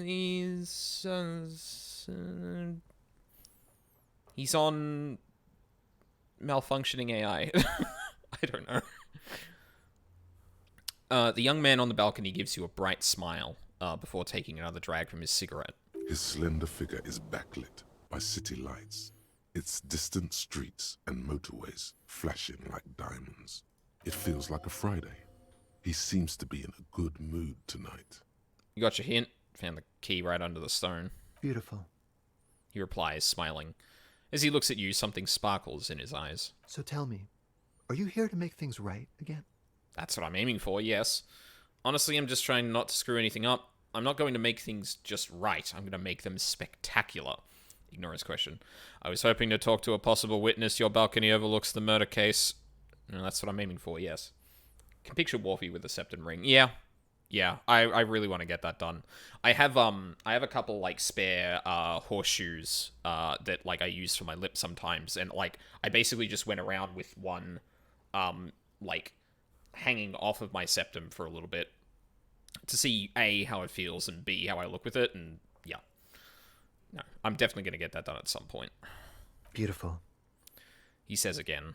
A nearby street lamp casts shadows on his chin, drawing out the slender cheekbones. I have some good news for you. My Sunday friend is visiting me tonight. I told him about you and he'd like to say hello. Step in. He's already waiting. He nods towards door number 28. By the way, I'm really digging the view here. Is it Friday night tonight? It feels like Friday. Why would I want to meet your friend? Very well, I'll talk to him, but first I want to talk to you. I have so many questions. Mm-hmm. That's why I chose this place. Martinez is special, isn't it? He looks away, his cigarette end glowing in the dark. Wait. Suddenly you're digging things? The lieutenant whispers to you, shaking his head. Kim, I woke up with the worst hangover anyone has ever had in the history of the universe. Just let me enjoy things. It's a Friday night. It feels like a Friday. It does feel like the end of the week. It's so magical. The white falling against the black. Very well, I'll talk to him, but first I want to talk to you. I have so many questions. That's nice, but I don't have anything to tell you. It's my friend you're looking for, not me. He takes another drag of his unfiltered cigarette and looks around. It's getting dark and the neighboring windows have lit up one by one. Downstairs, a cat crosses the yard, disappearing into the bush. Besides, I've got to run. I'm sorry? He's going to leave you alone again. That's sad. Something tells you you're never going to talk to an individual this cool or mysterious ever again. But I just found you again. Just look at it. It's a beautiful night. Who's going to stay in on a night like this? He gestures towards distant motorways, all leading to Golden La Delta. Only if you promise that we'll talk again. It's important. Something flutters in the corner of the lieutenant's mouth as you're saying those words. We'll talk. Just not tonight. The smoker assures you, brushing his hand through the hair. Take care, alright? He says with another disarming smile before slipping off into the night. And he's gone again. Looks like it's becoming a theme for him. He's always leaving. Why is he always leaving, Kim? Something so different about him that I just can't put my finger on. Different, of course. Oh no. Kim jealous. Harry oblivious. Something we just got done ripping the Hardys for not realizing Ruby was gay, and then Harry is standing here like, something about that guy that I just don't...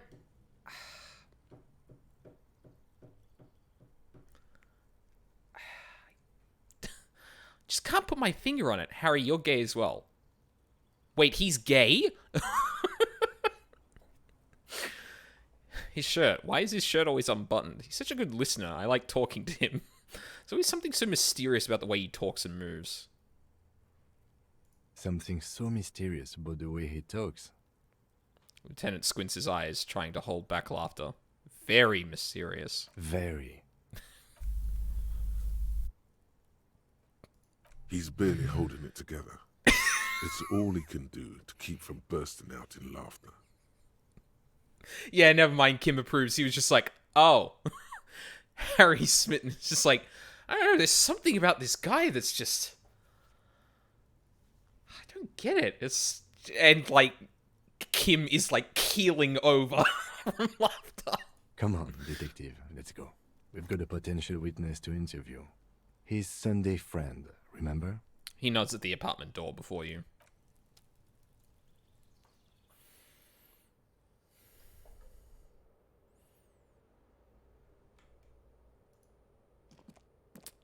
Excuse me one moment, I'm just going to rifle through all of your friend's things.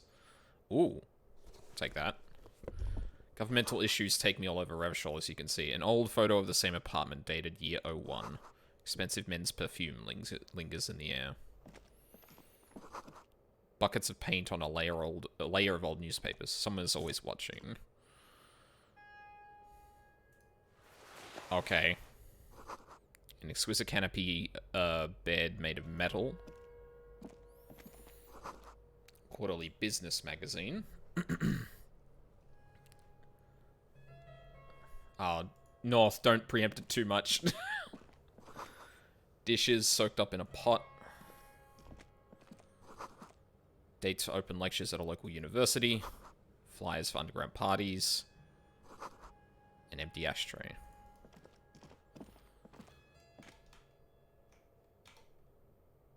In a wider sense, this is actually my apartment and yours. Officers of the Revachol Citizens Militia. The man in business casual removes his cufflinks. His hands are clean and well manicured. This is a man who knows the importance of appearances. No, it's all good, North. You can be like excited, elated, or angry, but like, yeah. My name is Charles Vildrouin, and I am an official with the coalition government. I work for the Institute of Price Stability on assignment from Sur-la-Clé. I heard you talking to my friend outside. Very good. Super. I am here to assist you in any way possible. Ask me about the hanging. No, first ask an innocuous personal question to get the interview off on the right foot.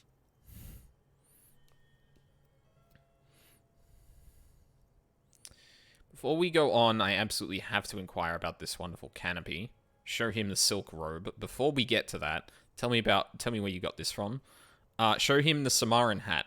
We'll get to that right after you tell me the story behind the black Samaran hat. Priceability is one of the biggest fuck-off burn moments I've ever had from any story. Yeah, that's...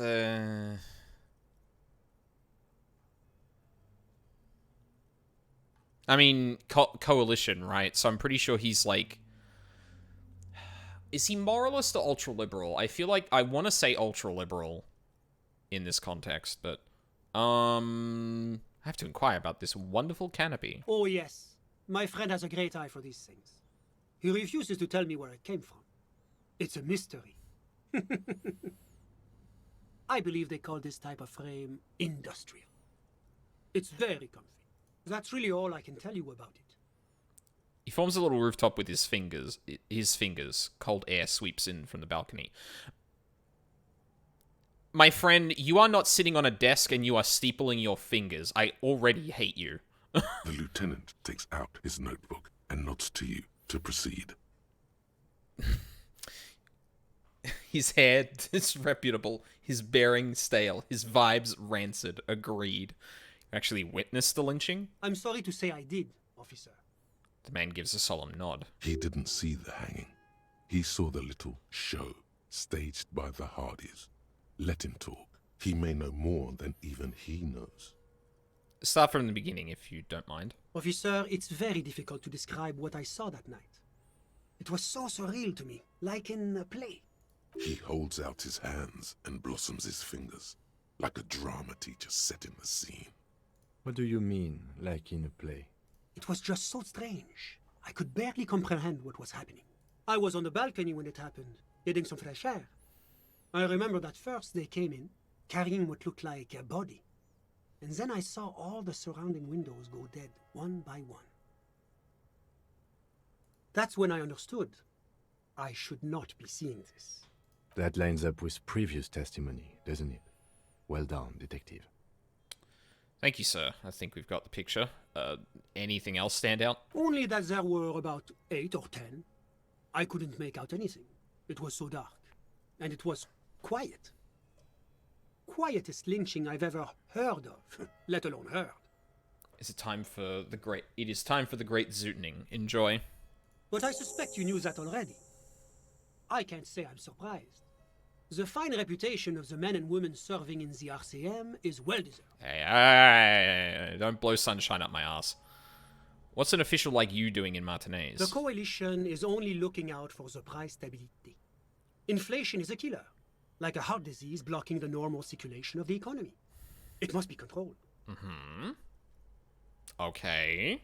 The economy impacts the entire international community, which is why it requires international oversight. Okay, but what are you doing here in this apartment? So you're some kind of bureaucrat. What is this international community? Oh, that feels like a... well, I'm not leaving, just sharing. I know. Well, sometimes you, like, step away in that. But what is the price stability? Enough business, let's talk about something else. Okay, but what are you doing here in this apartment? Well, I'm renovating it. It is an interesting project. The building used to be a 12-story skyscraper before the cannons took the top 4 stories off. This, of course, happened when the coalition forces landed here. You could say I'm undoing some of the material damage the international community caused when we arrived here. So you're some kind of bureaucrat? Yes. As I said before, I am a commissioner from Sur-la-Clé working for the Institute of Price Stability.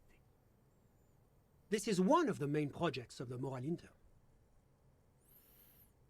Oh, no, he is part of the Moralists. Okay. He glances at his watch. Wait, there isn't actually an Institute of Price Stability, is there? Or maybe there is. God, it's impossible to understand whether someone from the Moral Intern is joking or not. Thank you, Encyclopedia. Something got added. Hang on. I've heard about this Moral Intern before, but I want to know more. Tell me about Sur-la-Clé. What is this internet? Okay, this is actually just getting information. For a moment when it was the 4 options, I was like, oh god, is this another judgment on character? But no, this appears to be just getting information. A hearty helping of marinara sauce, if you know what I mean. Yes. Marinara.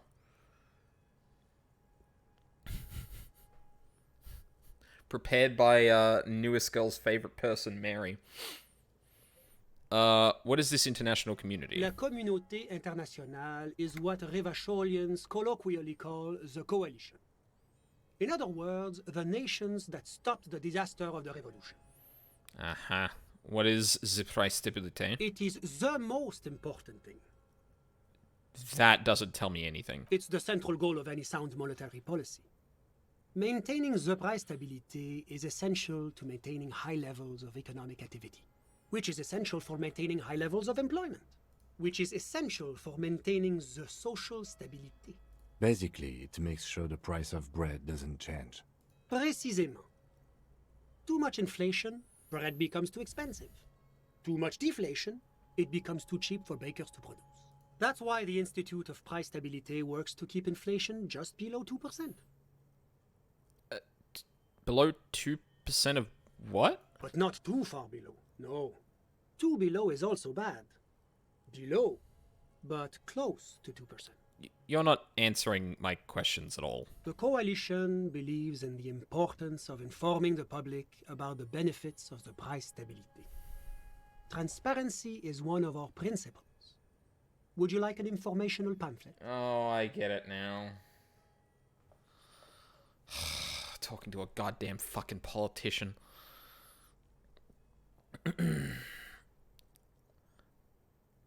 Okay, sure, give me a leaflet. A sound monetary policy is essential for addressing uncertainty.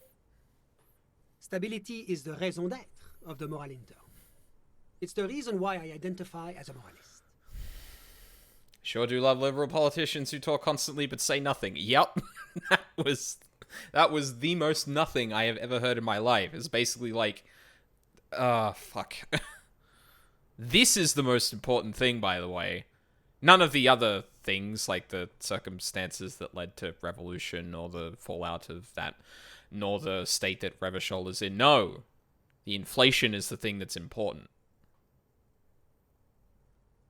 But oh, I don't have my leaflets on me today. That's too bad. You can always call our information line. Making information available is part of the moral intern's commitment to transparency. This man is a walking ad. It's the International Organization for Moralists, hence Moralist International. The Institute of Price Stability is just one of its many mind babies, as is the Coalition. Mind babies? Mind babies?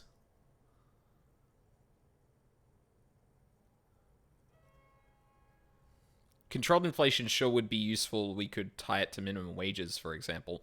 I mean, like, the thing is that the thing he says he's doing isn't not important, but the way he talks about it, as if it's, like, the imperative, like, the fact, like, even though he, like, kind of justifies it as like, well, it means that these things don't happen.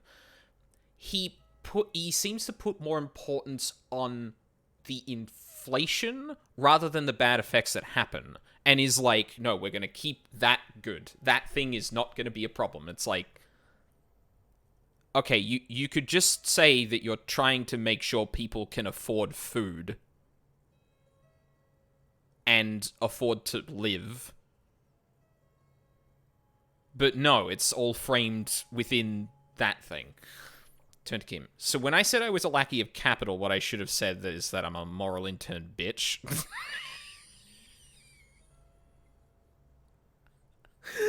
Oh, so we're actually working for the moral intern. That doesn't seem so bad. No. Doing one's job doesn't automatically make one anyone's bitch. Besides, there are more nefarious powers to work for than the moral intern. I mean, true, but setting concrete standards means giving people concrete ways to call oneself out. True. Turn back to Sunday Friend. Are you a moralist? But of course. But why? Because moralists believe in a normal, stable world governed by democratic values. I just imagine Harry going like, why? Lieutenant, are you a moralist? But what is a normal, stable world? Martinez doesn't seem very normal or stable to me. Martinez? No. Martinez is something else. Yeah, there's a good old they're better than the alternatives. Is very quickly also becoming Australian politics now.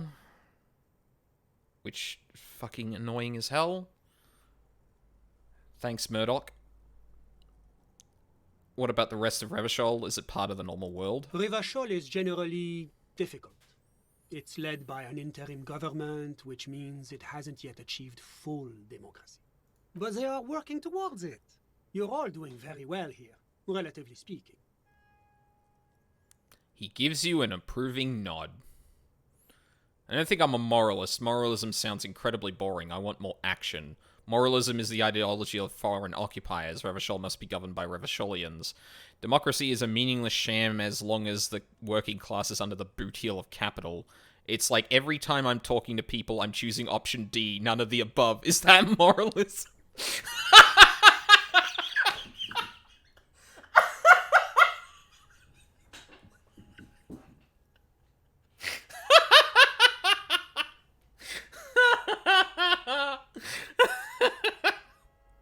I fucking love this game so much.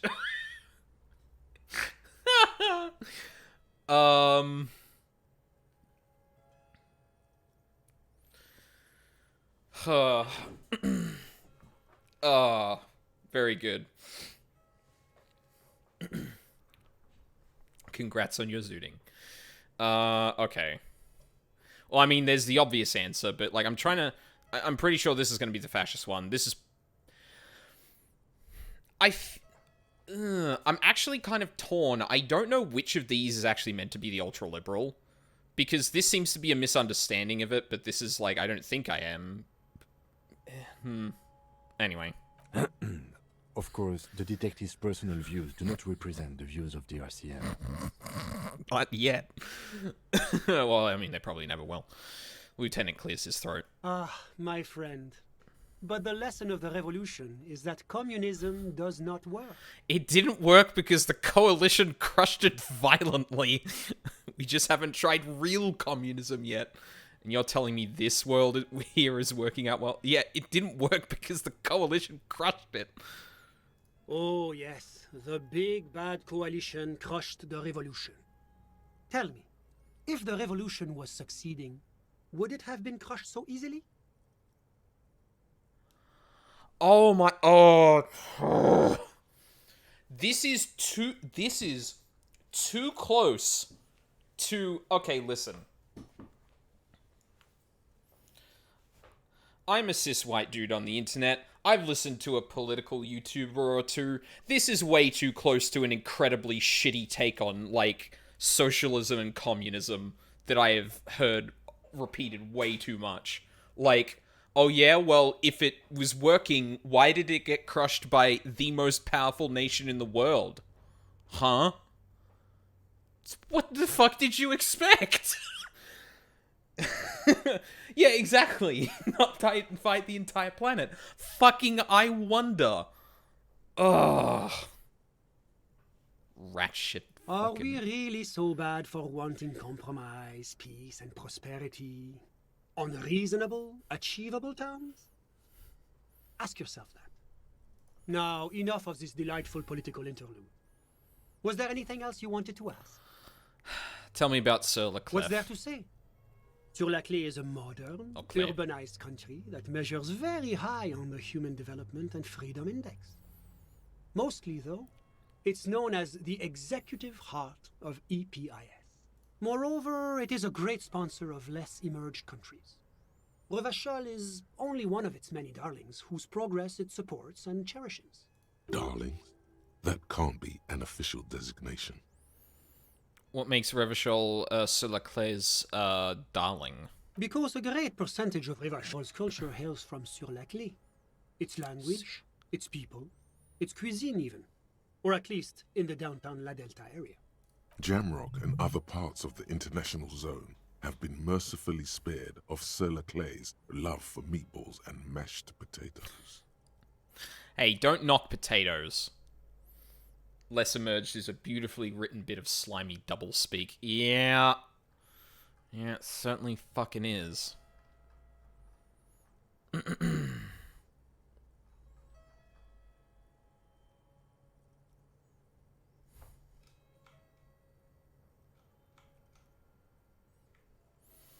enough business to talk about Whatever something you else. wish, officer.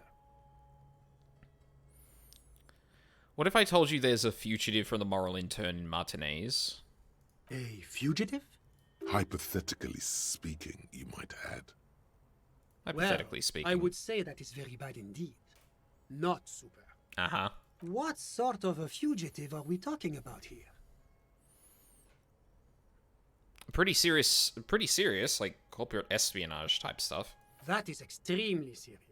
Corporate espionage may technically be legal in Revachol, but elsewhere it's a very high-level offense. It violates a number of international agreements, in particular the First La Charte Accord. This fugitive must be turned over to the ICP immediately. Have you apprehended them already? I was speaking hypothetically. A moment, if you don't mind, sir. The lieutenant pulls you aside. You do realize what you're doing, don't you? He whispers to you, sotto voce. You're dooming a young woman in her hour of desperation. Shit, Cassia could get in real trouble if I'd tell him about her, huh? Very real trouble. I won't tell you how to do your job, but remember, this is an RCM matter. Make sure you weigh your next words carefully. He won't tell you how to do your job, but a good police officer knows when to listen to his partner. When you turn back, the man is looking at you, expectantly. I meant that as a hypothetical. I don't actually know about any corporate espionage. Ah, that's right. You did say this was all just a hypothetical scenario. Phew, for a moment there I was concerned that we had quite the situation on our hands.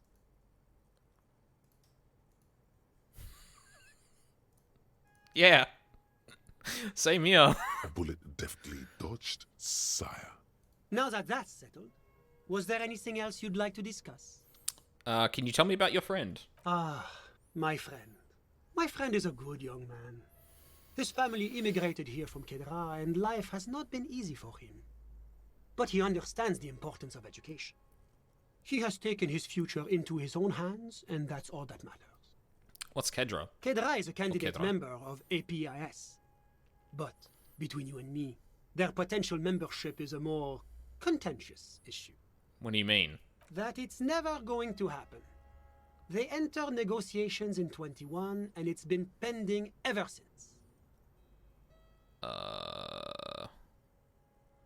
What's this EPIS thing you keep talking about? EPIS is a very special program developed by the Moral Intern to support certain Occidental nations. It began as a unified system of weights and measures, which proved to be a wild success.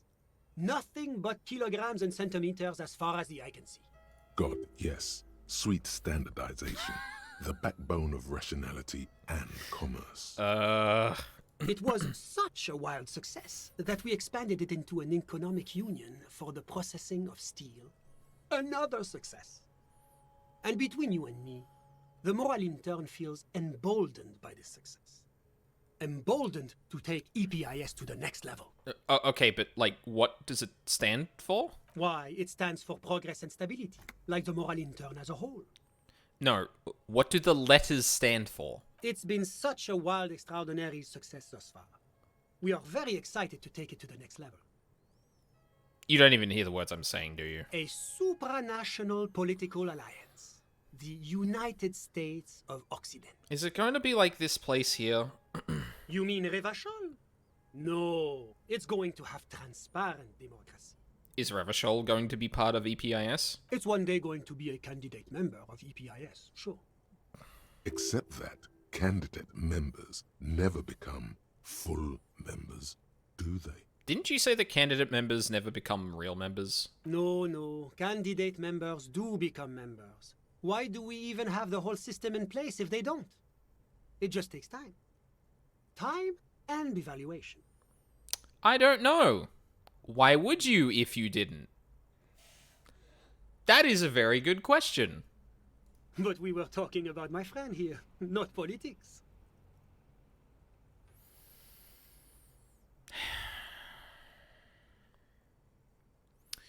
How did you two even become friends? How did any of us become friends? Bad things happening on the Insulindian Isola? Oil platforms ablaze in the night? Civil wars lasting for years? Finally, the international community is forced to step in. What are you talking about? No, one become... What are you talking about? No one becomes friends that way. Au contraire. It's how millions of people end up where they are. Meeting the people they meet. It's how I came here. And my friend, too.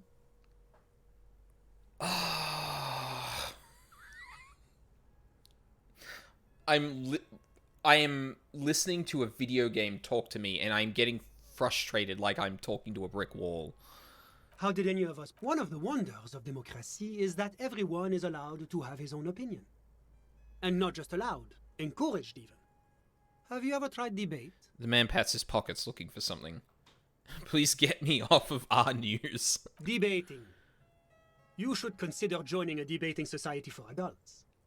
I hear they're oodles of fun.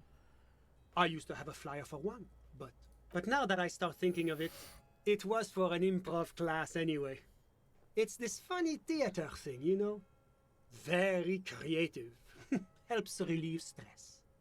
A chill runs down your spine as you envision a half-dozen people in professional attire standing around a chair, awkwardly pretending to be waiting for a motor bus. It's neither funny nor creative. Need I remind myself? Fuck, where is it? Actual art degree. Handshake from anger. How shit it all is. I still think that's my fucking favorite description of a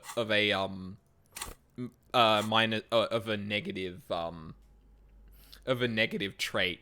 It's just like you gain the thought and realize the world is shit and you lose stats because of it.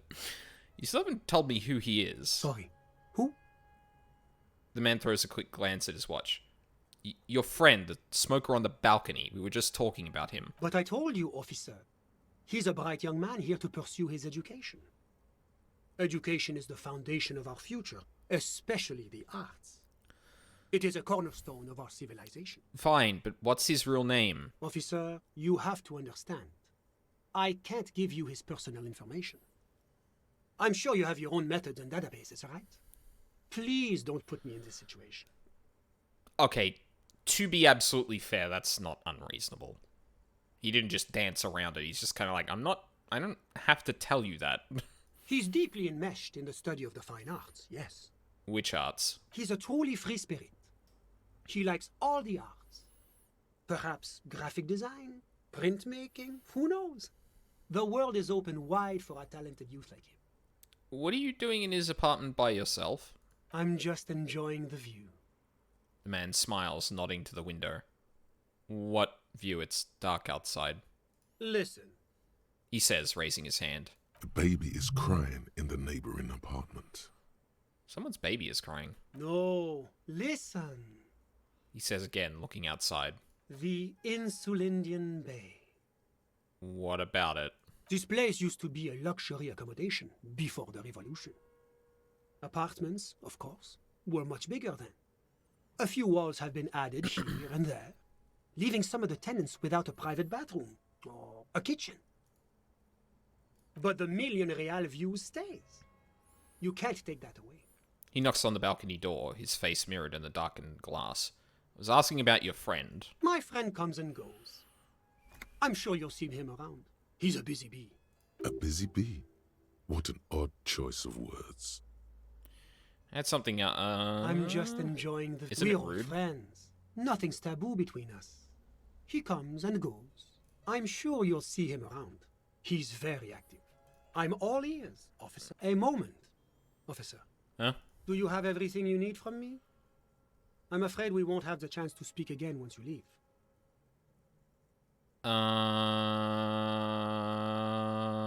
Hold on, why can't we talk later? It's against diplomatic best practices for an official in my position to be discussing murders with local militiamen. And I'm pressed for time. After you leave, I should be leaving as well. That's not the real reason he's so apprehensive. Men in his position shouldn't be seen loitering around in underprivileged young men's apartments in the middle of the night. True. Not Sure. going anywhere. Go ahead. Just gonna... What did we actually learn from that? I don't know.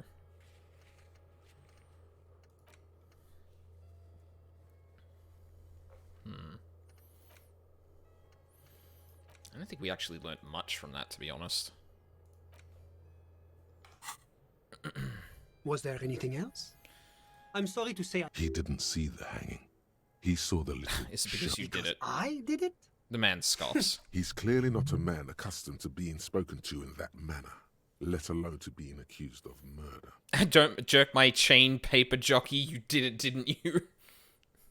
My apologies, I misspoke. I mean, what did you see? Officer, it's very difficult to describe. He holds out his hand. What do you mean? Same It was thing just as so before. strange. I was on the balcony. That's when I... That lines up with... Only that... But I suspect you knew that already.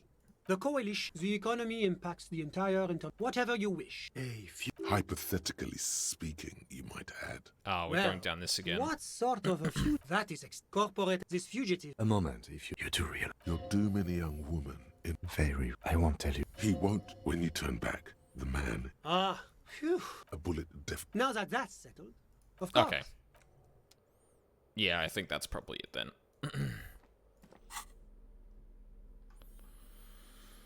Alright, we need to move you up to...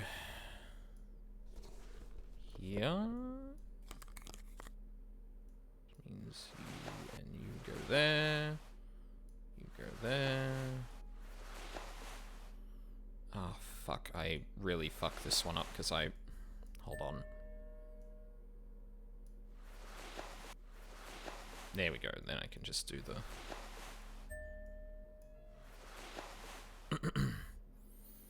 Cool.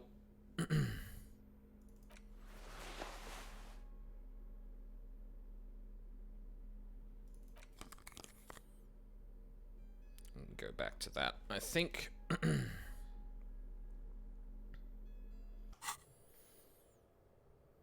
Yeah, I think we're done with him. Hi, Yes. Kim. I still haven't talked to him about stuff like that, but it's nighttime now. I should give the night up, honestly.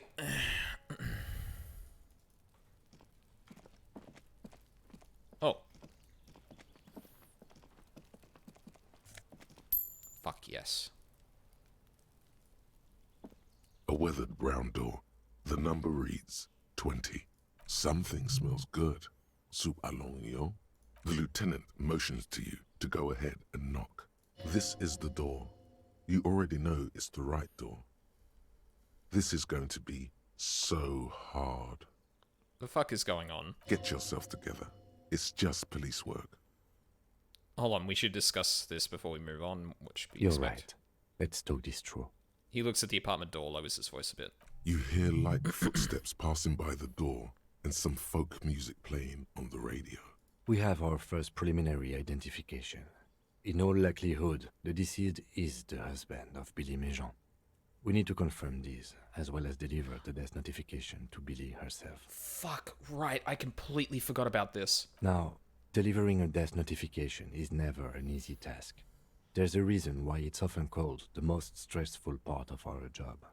This is why it's usually done in pairs. You got this. I'll be monitoring reactions, ready to act if necessary. Do you have any advice on how to tell her he's... Dead? Just don't say that you know how they feel.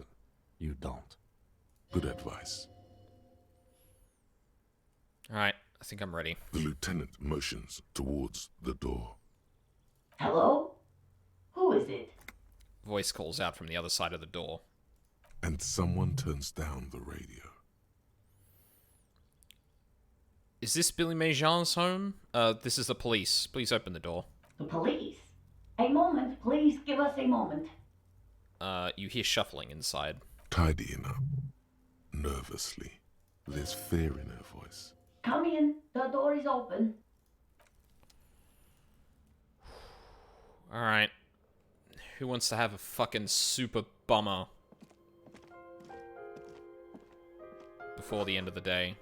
Chalk drawn height chart of children's growth over the years. Posters of a contemporary pop artist adorn the walls. Clock is ticking away with an odd cheerfulness. Its ticking makes you anxious, rings hollow in the room. A textbook for high school mathematics, trigonometry mostly.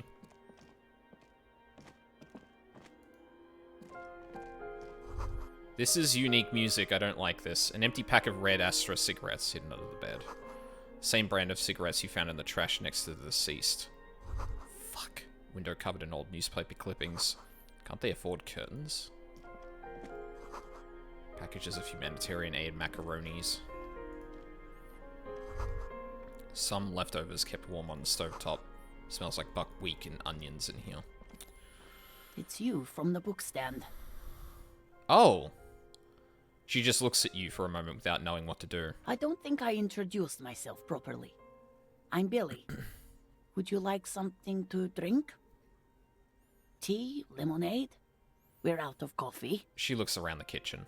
The lieutenant has taken off his foggy glasses and is busy cleaning them in his handkerchief for now. You're on your own here. He must feel vulnerable without his glasses. Is this why he's letting you take the lead? Thanks, but I'm alright. Is this about Victor, my husband? Is he in some kind of trouble again? I can come pick him up in the station if that's what. She stops, her eyes trying to read answers from your face. Keep it together. You don't want your body language to tell her the news. Thank you, composure. Sorry, I'm rambling. It's just that Victor often gets into all kinds of trouble. So, how can I help you? She shakes her head and tries to laugh it off. How about some small talk before you break the news? I noticed, you live here with Victor, your husband, right? It's me, Victor, and the kids here. We have 2 daughters, Jenny and Jolie.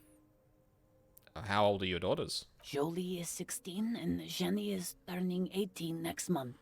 Okay, so they're not young. Well, I mean, they're still pretty young, but okay. And where is everybody? I don't see anyone home.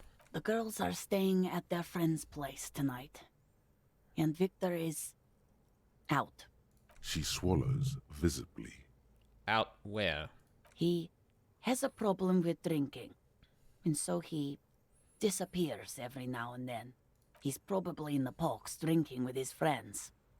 I sent him to the library a few days ago, but I guess something came up. She smiles sourly. To your knowledge, did he make it to the library? No. I guess I'll find out when he decides to come back home. She looks at the front door. It shouldn't be long from now. He's never gone for more than a few days. What was the name of the library? Oh, it's in Jamrock. The one at Mayrow Street. I don't know the official name. Central Jamrock Public Library? I think, yes, if that's the one on Mayrow. It is. What was he supposed to do in the library? Just to return a book of mine. Why? Why all those questions, Detective? Did he... She looks at you quizzically. Do something? Break something? It's a fool's hope. Was it The Glinting Curve by M. Thibault? Yes. She becomes unsettled as she says that, her forehead scrunching up into a worried expression. Do you remember what he was wearing when you last saw him? His old leather jacket. Can you describe it? It's just your average brown leather jacket, but he bought it as a teenager, so... No distinctive features? No, well, the lining is hand-sewn. It's blue. I tried to make the thing more weatherproof since he's running around with it in the middle of winter. There's something else I have to tell you. She folds her hands across her chest.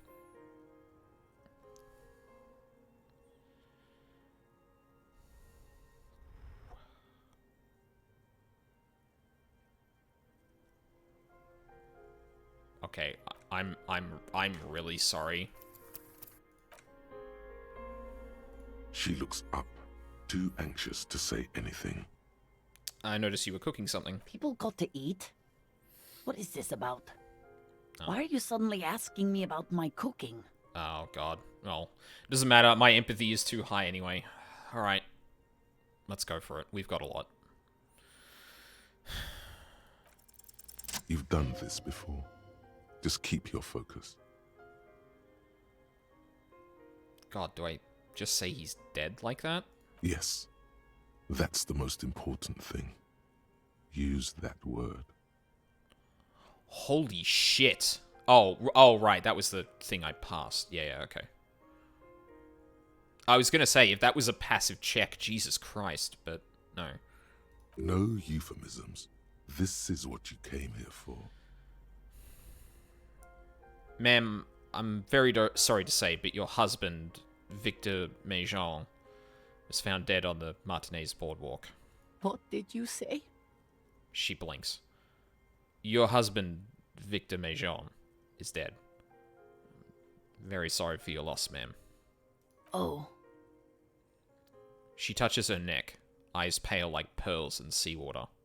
Oh. But he was just... She looks at the kitchen table, where 2 cigarette butts are still on the tray. But he was just here. Alive. We understand this comes as a huge shock. I want you to know that me and my partner are here for you if you have any questions. Take your time, ma'am. What happened to him? She turns to you.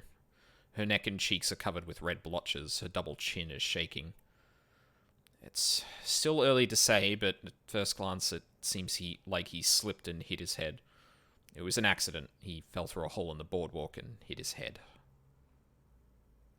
He slipped and... it was an accident. Was he drunk? Alcohol may have played a role, yes.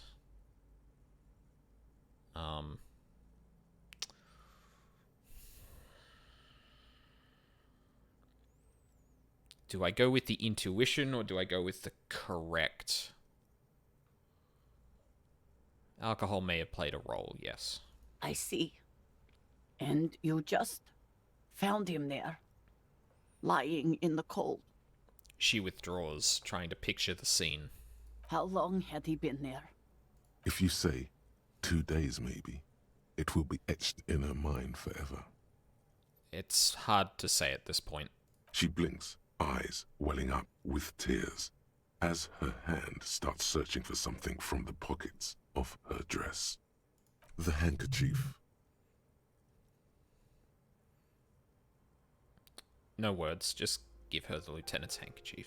A small, terrified smile quivers on her face as she takes the handkerchief and wipes away the tears. She looks disoriented. Is there anyone we could call for you? A friend, a family member, someone who could be here for you? No. I just need to tell my girls. The air gets sucked out of her lungs suddenly. God. Should I call them? Should I tell them to come home? No. A day. No. Take a day to recover. You'll be better prepared when they come home tomorrow. Good. That's probably the right thing. Thank you. She nods, but with a wretched expression. Just tell me, what do I need to do next? Where is he? Can I see him? We've taken him to the city morgue. The local coroner will be contacting you shortly to arrange the funeral. Here's his number in case you want to contact him earlier. He hands her a leaflet with the morgue's contact information. A very good call. Is there anything else that the RCM could do for you? No, I'll call you if something comes up. I'm still... She rubs her face, runs her fingers over cheeks that have become numb. Thank you. Thank you for telling me. I'll call if... She runs out of breath. Again, I'm very sorry, ma'am.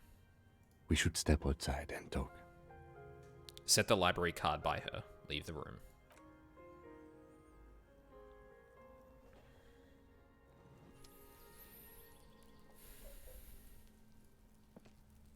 You did well. The lieutenant says as soon as you've left the apartment. The balcony feels cool and quiet, with a stunning view over the district. What now? I'll call the station tomorrow and let them know the name of the deceased. What about Billy and her kids? They'll manage. They have to. It's not your place to live their lives. That's it? That's it. We should get back to our case now that our duty here is done. Right. This is closed then. Let's go.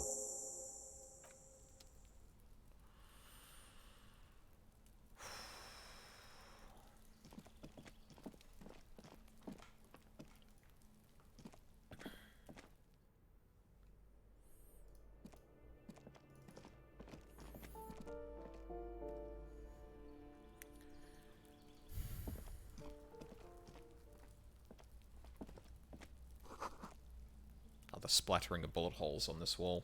Heavy. Yeah.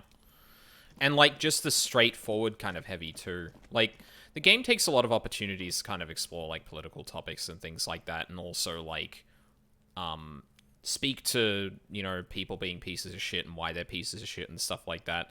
It's...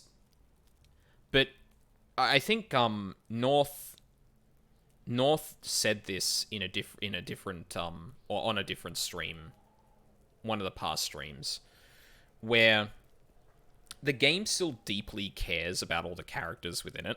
And obviously some of them are just pieces of shit, but, like, it doesn't shy away from making...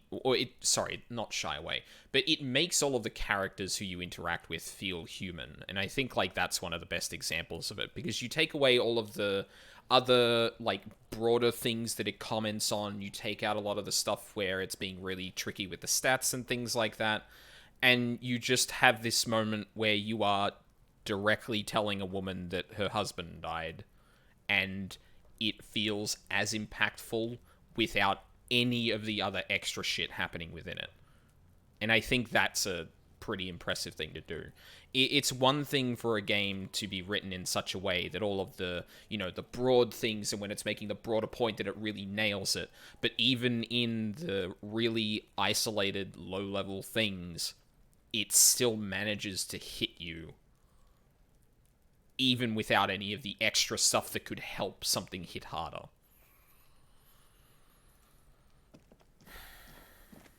Yeah. Have I said this game's good? Have I said this game's good this stream? Have I said this game's good this stream more than a couple of times? Because it is. Can I steal any of the balls? Oh.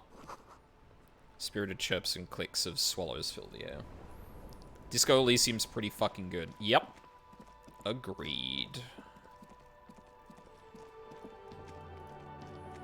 Well, I'm gonna let Kim go to bed.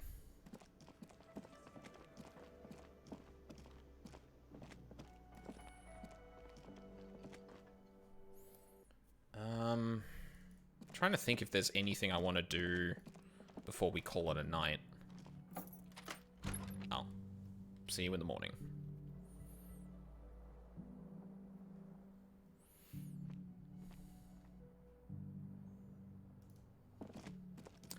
I wonder, do I get any extra dialogue with Classier when I, aren't with Kim, when I'm not with Kim?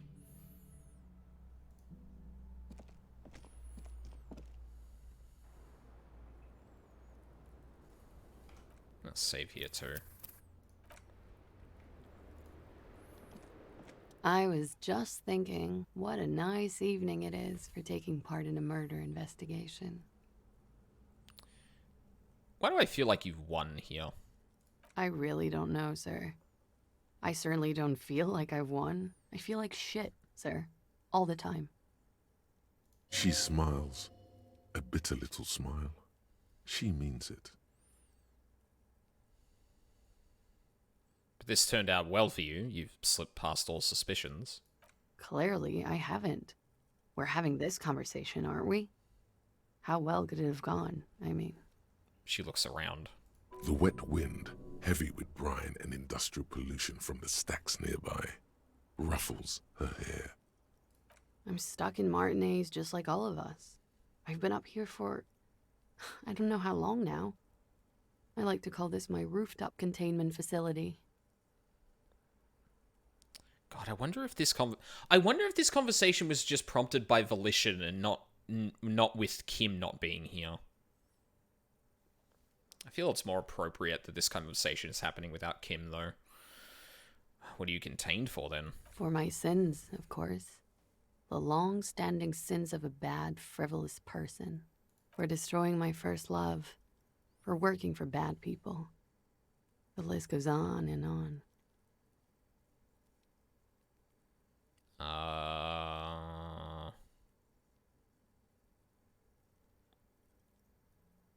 This all turned out well enough for you, yeah. Did I? Why do I still feel suspicion hanging over me, then? What I managed was to get him killed. I'm the love that does people in, remember? Something seems off with this theory I've developed about Ruby. I don't know what to say. It all seems fortuitous for you. None of this is fortuitous for me. The dried flowers on the roof. Could Ruby have left them? This doesn't fit with anything. The what? Oh, those ones. I don't know, sir. I said I have no idea what to make of them. Honestly, I think they're just trash. I mean, there's no reason for me to think they're somehow connected to her.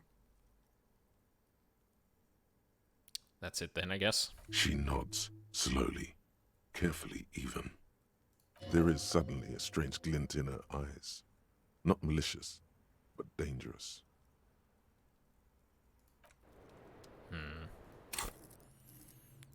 I just had a thought. Maybe I should raise my physique. Or my endurance, rather. Oh,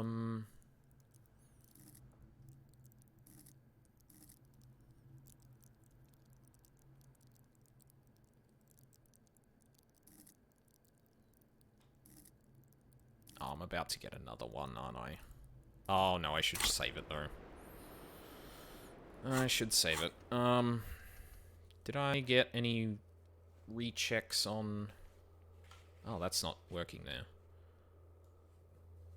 This menu in particular is just completely fucked. I don't understand how people navigate it. Or navigate it well, rather.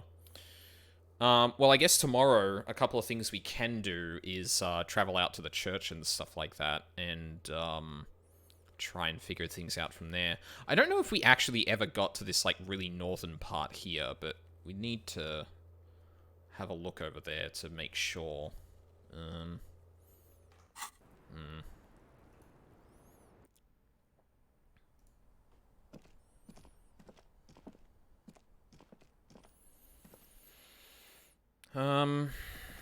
don't think there's really anything else, like, I'd want to check before the night's out.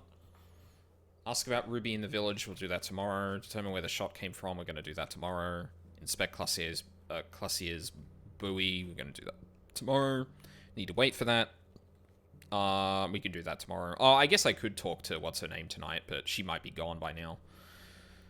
Still haven't... Where the fuck is the... Where is the mailbox for this? I feel like I should do this so I can do that tomorrow. Find the murder weapon, still working on that. Need to talk to her tomorrow. That's probably going to be tomorrow. Don't know what to do about that just yet. Well, don't know what I'm going to do with that just yet. Not buying shit off Kuno. I got all of this? Hang on a second. Maybe I have to wear all of them.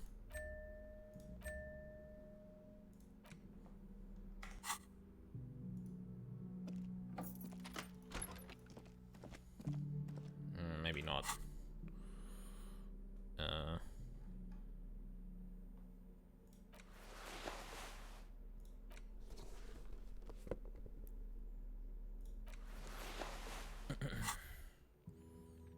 Yeah, I think it's time for some sleep. Alright, lymphatic system. Oh, actually.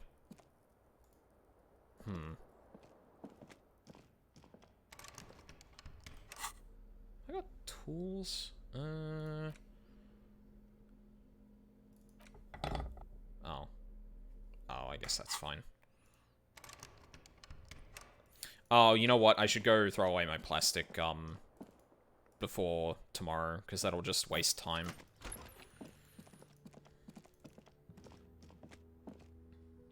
Rooftop containment facility, the love that does people in.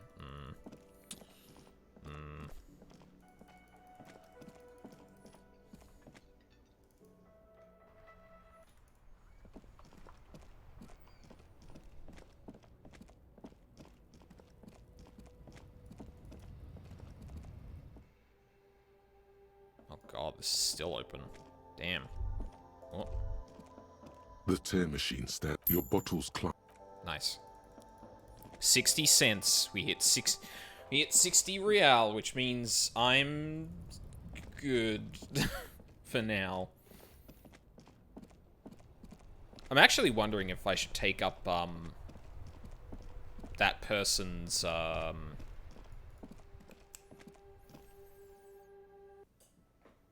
Actually, hold on. Oh no, there was only one option for the elevator. We could only go up, not down. Basically bourgeois, yeah.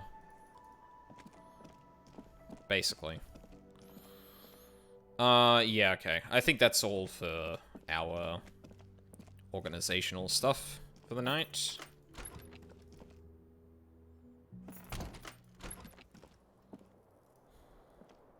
Fan. The fan stands still. The expression. A mirror hangs on the bathroom wall. Ah. In it, your face, adorned with the expression. Still can't do that. Probably don't have anything that would really help me here.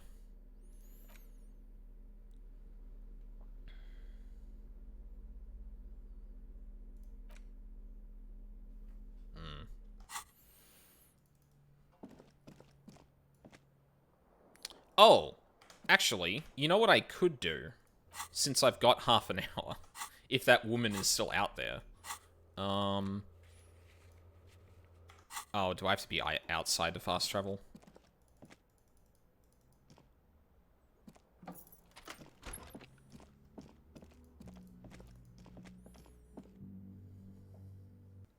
Could play pinball. I could play pinball.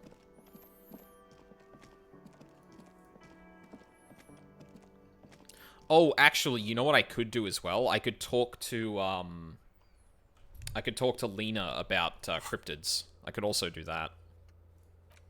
There we go. Travel here. Yeah, she's out here. The old woman still sits in her chair, continuing with her chores. As she does so, she quietly hums to herself. The buzz of electric lights blends together with the slow rumble of the ocean waves at night. You're still up? Yes, I can't really sleep anymore. Only a few hours a night. It happens when you grow older. She sloshes the water in the bucket around for a bit. My suggestion is, don't. Don't grow any older than you already are. That's old enough. What's troubling your mind? If only. Found this jacket, but it's filthy. Could you wash it for me? I can wash it for you. Hell yeah. Yeah, I'll wait. Well, hand it over then, and I'll see what I can do. Must say, I'm proud of this one. It's pretty nice underneath all that filth. I hope you'll have an easier life in your hands.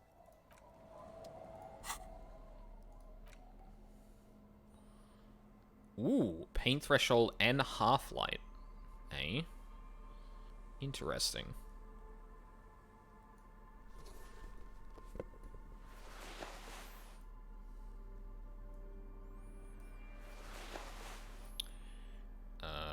There you are. What? No. Stop.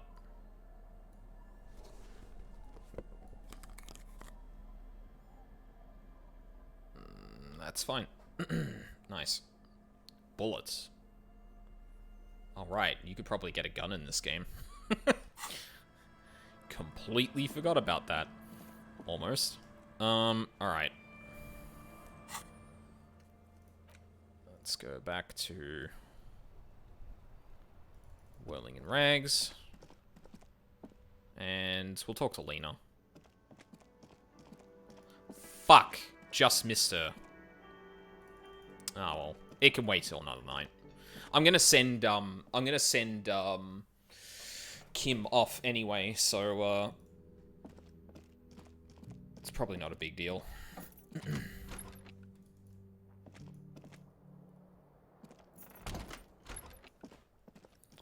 The bed is still cold from the broken window, and not too inviting.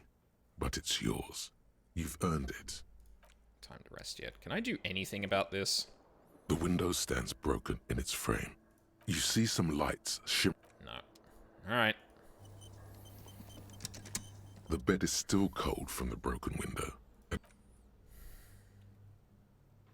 It's not easy, but your bones are so tired from what feel like weeks of work on the case.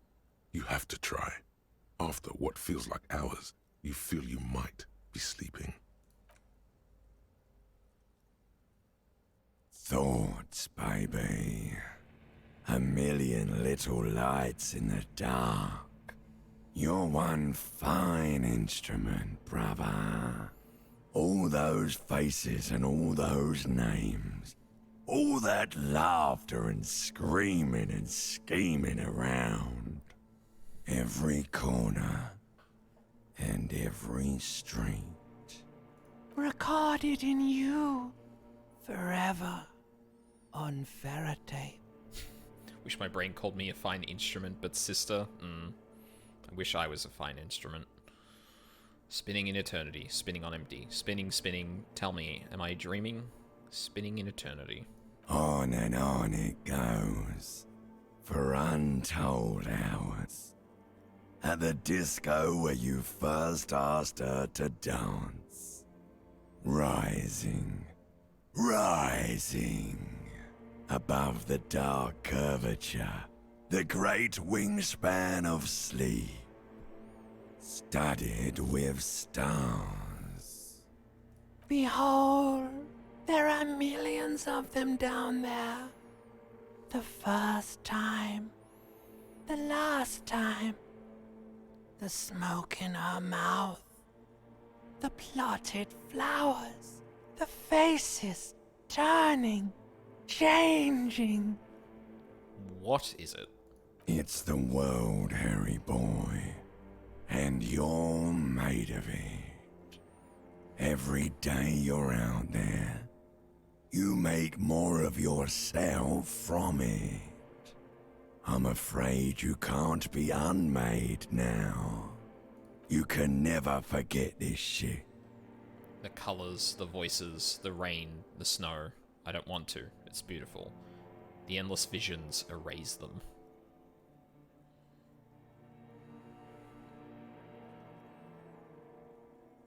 All stuck on loop. Whirling, spitting out words and images. You're the son of the world again. Harrister, a ceaseless agent. Picking up litter and old newspapers, collecting your little bubblegum wrappers and idiotic picture postcards. Meaningless, meaningless keepsakes. Reading your awful letters and recalling things, aren't you? The endless names of the world. An address book you are. The map of a city. That's right. I am an agent of the world. But what if I want to be the agent of nothing? You'll go insane if you keep going like this. One more day, and you'll be in the loony bin. I just know you will. And for what, brother man? For the working class. Solving your little crossword puzzles. Doing your tasks. Crossing names off lists. Trying to become some sort of world detector. It won't make it okay. It won't put smoke back in her mouth. I'm building communism for all. This time we won't fail. There he goes again. He's a real political animal, our Harry. He still doesn't see that it's the world changing around him. That is not the same line. But that's not even rewritten. That has different... He still doesn't see that it's the world that's changing him. But the voiced line was the world's changing around him. Well, it's entirely different. He's got no idea what he's in for. Why? 'Cause only love can break your heart. Yeah, polar opposite sentiments. Feel the pillow under your cheek. Beep, beep, beep. The alarm is ringing, Harry. The disco circus goes on and on. You barely slept 3 hours last night. You can do it. It's nothing. Do it for the city. Go. Do it for the picture puzzle. Put it all together. Solve the world. one conversation at a time.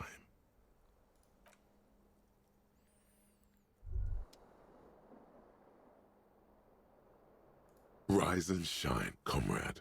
It's time to get to work. What's going on? Despite all the thinking you've been doing, only 0.0001% of communism has been built. It's too great a task to undertake alone. You're going to have to get organized. Have you seen my shit recently? I've really gotten it together. Does this mean I need to clean up my hostel room? Judging from the state of my ledger, I don't think that's possible. I'm ready. Let's get to it. Does this mean I need to clean up my hostel room? Your level of personal upkeep is irrelevant. All that matters is your commitment to building the World Republic. You must seek out your revolutionary brothers and sisters. Find out how much communism they've built.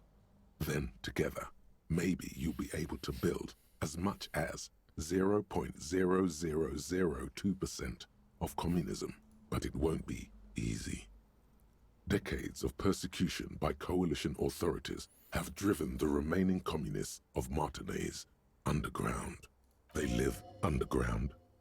These communists aren't men. They're mole people. Inland Empire, please stop. I don't know if I want to go searching for mole people, but I'm part of the coalition authorities. Have I been persecuting communists this whole time? Will they help me fire up Mazov's socialist sausage grinder? They're not mole people. They're your comrades in the eternal class struggle. It's your task to find and join them. But I'm part of the coalition authorities. Have I been persecuting communists this whole time? Possibly. If you have been, it's only because you're a double agent acting in furtherance of your long-term objectives. I get the feeling rhetoric is just kind of mental gymnasticking its way through all of this. Listen to this. Do you really think you're the kind of person an underground communist cell would entrust with a mission that requires such discretion? I mean, I've forgotten it entirely, so, like, maybe? Regardless, what's past is past. You need to look forward to the work of building communism for all. Will they help me? Just between us, you may want to lay off this grind up the bourgeoisie stuff. It's a bit off-putting, even to fellow communists. I knew a guy who thought he was great at rhetoric, and he basically never did anything but mental gymnastics, so yeah, it can kind of be hard to pry apart sometimes. How am I supposed to find them if they're hiding? Let your nose guide you, detective. You must mean my nose, as in my huge and highly functioning brain. No, we meant your nose, as in that swollen muck detector in the center of your face. It just happens to be perfectly calibrated for sensing communists. He was my best friend for 10 years. I can't imagine why I've had to sort so much trauma. Ugh. We really have no idea what they're talking about. There's no linkage between ideology and olfaction. What does communism smell like? Failure. Oh. So much failure in my life already. I don't know if I can take any more. Okay, but what does failure smell like? That's why you're perfect for the job. No one's got a better nose for failure than you, Harry. What you're smelling is your own body odor, of course. Nothing a shower and change of clothes couldn't fix. People sometimes complain there are no real communists left in Martinaise. But you can smell their presence. They're out there, waiting for you to join them.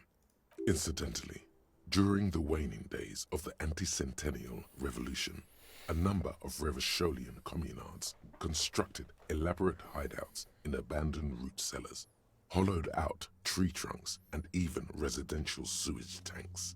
This latter phenomenon gave rise to the early anti-communist slogan, "The future's bright when you flush out the white."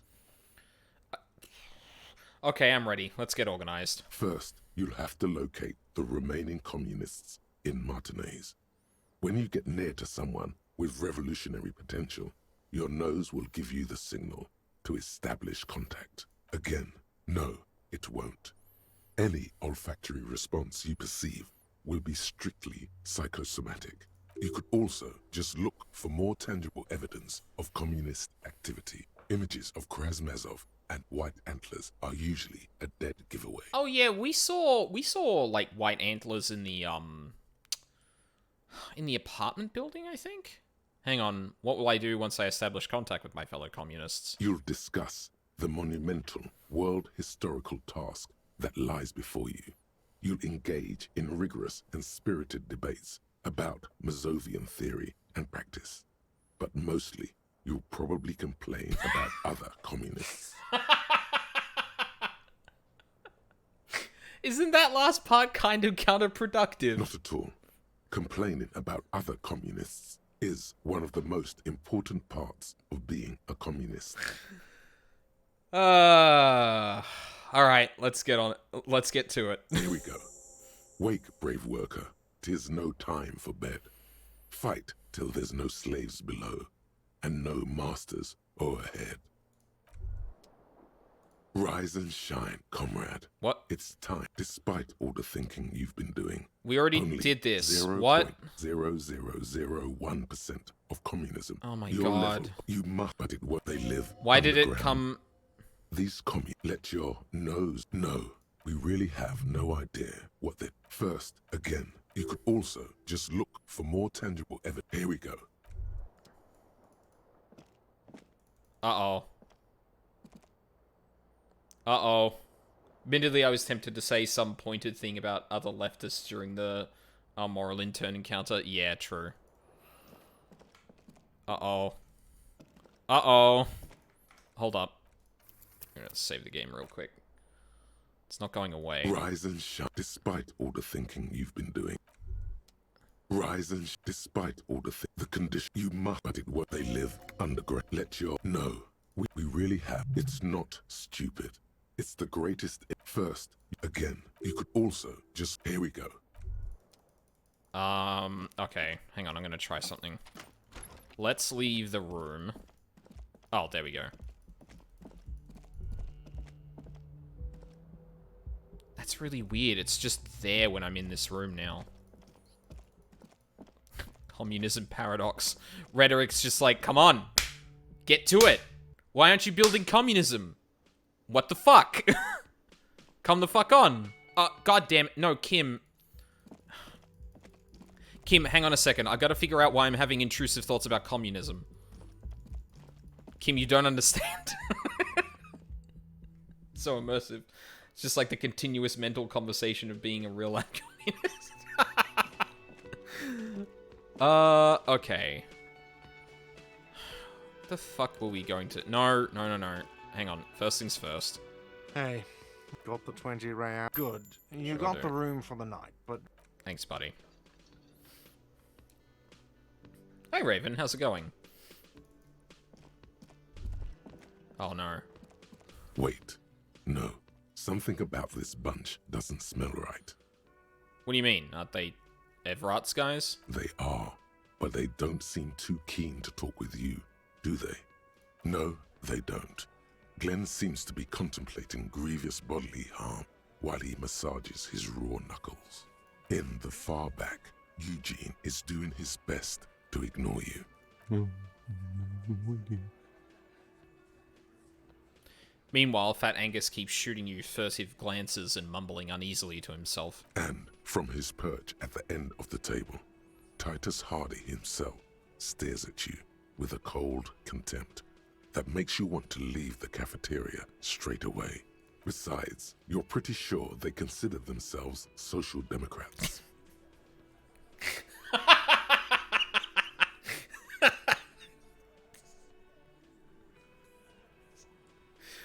There's no need in engaging with them. They're not communists. Ugh. Alright, guess I'll look elsewhere then. Like, right here. Hi, gendarme. Oh, wait, that's Another him. rendezvous. Holy shit. There he is again. The smoker on the balcony. Right here in the whirling in rags. What a good side quest. You're here. I am. So are you. What brings you here? What are you doing here? Admiring the atmosphere. What about you, officer? I live here. My room is right upstairs. I'm here to kick some ass and solve the case I'm working on. I don't know what I'm doing here. I just go wherever life takes me. Convenient. But what are you doing here? Talking to me? Tell me again about that muscular type who came to investigate the crime. Oh yes, let's see. He knocked on my door a few days after the lynching. I think he was going through the entire building, asking questions. What did you tell him? Nothing. That I didn't see anything. And he believed you? Why shouldn't he? Did you tell him about your friend? What friend? He takes another drag of his cigarette before knitting his brows. Oh no. Harry, no. Your Sunday friend, the witness? No, I don't think it came up. What did he look like? Muscular, handsome, strong, like one of those military types. He shrugs nonchalantly. Was he alone? Yes, but he was speaking to someone on his earpiece. His earpiece? Yes, you know those tiny speaker microphones that fancy security guards sometimes wear. What was he saying? Just reporting back whatever I was telling him. Besides muscular, did he have any other identifying traits? Oh, let me think. He had an accent. He sounded like one of those mercenaries. He turns his eyes upward in recollection. He sounded vaguely Oranese. No, not vaguely, scratch that. He sounded definitely Oranese. Closes his eyes. Sure. Cute. Anything else on your mind? I met your Sunday friend. You did? And how did you like him? You're right. He's magical. Magically bureaucratic. I didn't like him as much as I like you. I didn't. He's a government official. I don't trust government. You're right. He was magically bureaucratic. I told you, he can be very useful. I guess that's the charm of powerful people. Who is he? A visitor from the first world. He's not like you and me, gendarme. He can always return. He smiles, and his smile seems melancholic. Return where? To his opportunities in Occident, sur la clé. Still, his coming and going brings some life to the village. He breathes in and keeps his lungs filled for a moment before letting it out. Or is it just money? I don't know. He stares at the bar. What are you two? Friends, I told you. Sunday friends. Friends who like to get together from time to time. Harry being completely oblivious. What does it mean, a Sunday friend? That he won't be there when times get tough, I guess. Is that even a friend? It is. On Sundays. He smiles. Why was he staying at your place in the middle of the night? Alright. Yeah, he fuck has it. Keys. And he likes the view. To the sea, I mean. He waves gently with his cigarette-holding hand. I want to talk about it, yeah. What about me, gendarme? He's so different. Bye-bye, gendarme. Hang on a second. Do I have anything that has composure? Composure? Hello? Uh-huh.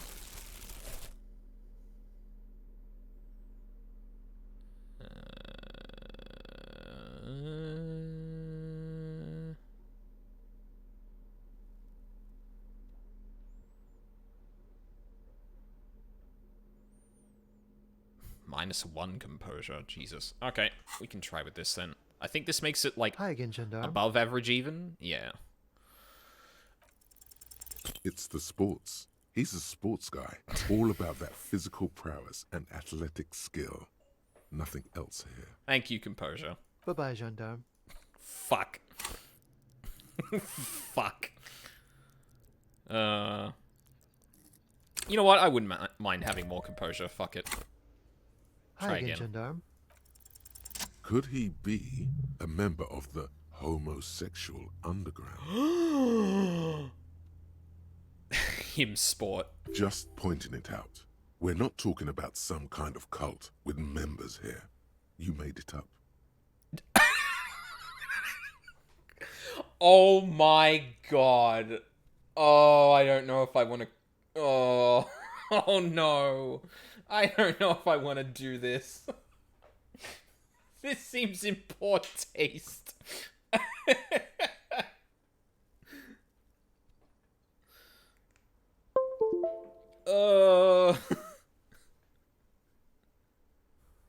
I feel like he just played it off like, yeah.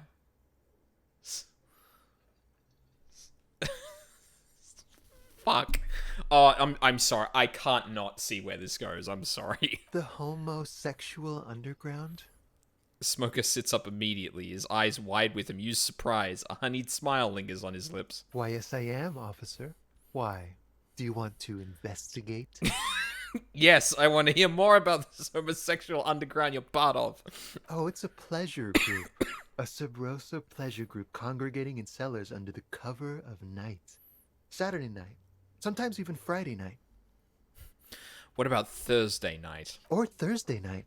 Sometimes the congregating doesn't even end. It carries on into our daily life. He lowers his voice conspiratorially and looks around. But why do you convene? What do you do? Oh, we're ambitious. We want to destroy the last vestiges of meaning, the last things people in Revachol have to hold on to, the true symbols of security.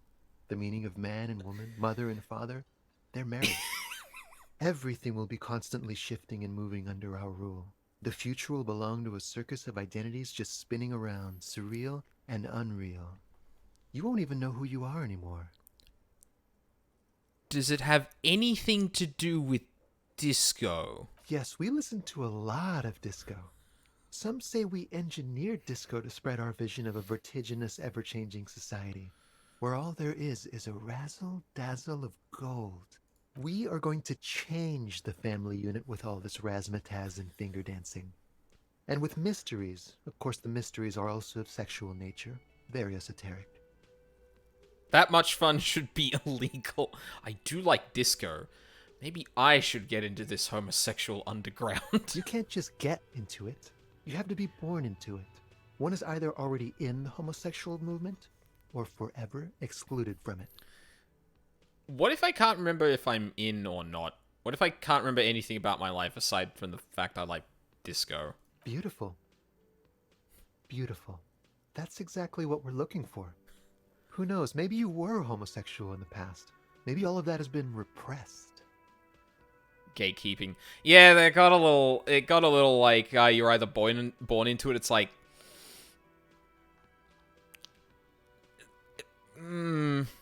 Definitely depends on where the line is drawn there, but that line alone is like, raises an eyebrow for sure. He circles his hands around you. I have to say that you do look like someone who might be part of the underground. You have that very distinctive, I can't understand what's going on here look. This is gonna be like a 20-hour mind project for me. 20 hours at least. Okay. Okay. Absolutely wonderful. Oh my god! A man like you can figure out his sexuality in a working day. It won't be 20 hours, unless you want to enter the heightened realms of the phantasme erotique afterwards. It may be 20 hours, or more, but that would be on your own time. Bye-bye, gendarme. Yes. You see mysterious strangers in the night, leaning against unlit doors, engaged in hushed conversation. A shadowy cabal exchanging looks, whispering in the dark alleys and unmarked locales. A radical cell conspiring against the state, and perhaps even against man and woman. Was that a secret handshake? What's going on? Who are these secretive people? How will they accomplish their sinister and world-altering goals? And most importantly, are you one of them? You could be. Maybe you forgot. Become as gay. I'm internalizing this the second I can. Actually, I can already. Done. Let's fucking go. Amazing. Get yourself organized. Roam the streets to sniff out some comrades. God damn it. Amazing.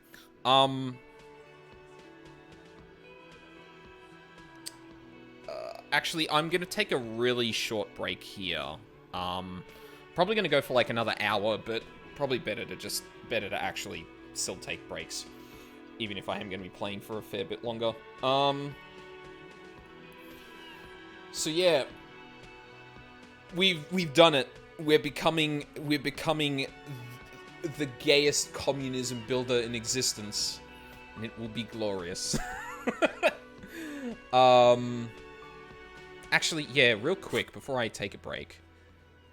Right, I was going to go to the coast to basically scout out the church, all of those spots where a shot could have been made, the buoy, and also post this goddamn letter. Wherever the fuck I can actually do that.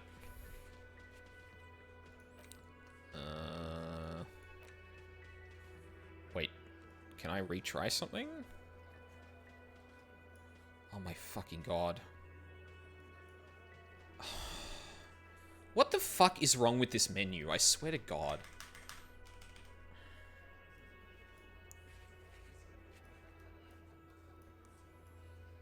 Whatever. Yeah, so when we come back, I will be doing all of that. Don't forget to stretch and drink water. Well, I mean, that's what I do on my breaks. I drink water during the stream, too, just... Sometimes I forget to drink water as much as I should, so when I actually go for a break, I down the entire most of the glass and come back. But yeah. Anyway, I'll be right back.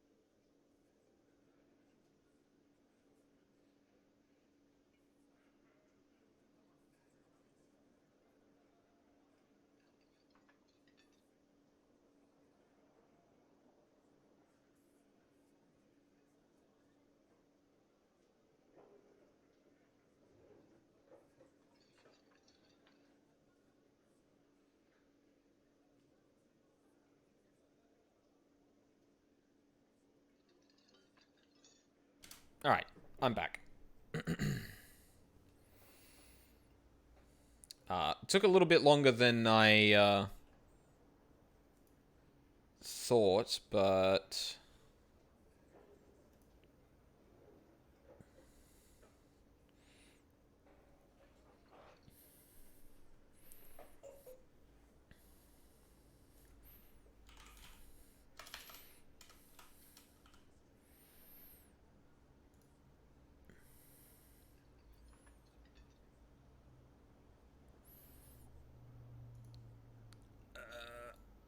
Okie dokie. Oh shit, DNF dual beta. Fighting games. I know those video games are a thing. Wow, that sentence collapsed before I could even bring myself to say half of it. Awesome. Okay, so, on the itinerary today, we're going to the coast. Gonna get all that sorted. Maybe clean up some of the side quest stuff. And after I'm done with all the stuff I really need Kim for, I'm going to send him off to do the processing of the body. And then wander around a bit. This online lobby system is actually garbage. Uh-oh. Hopefully it's just because it's beta.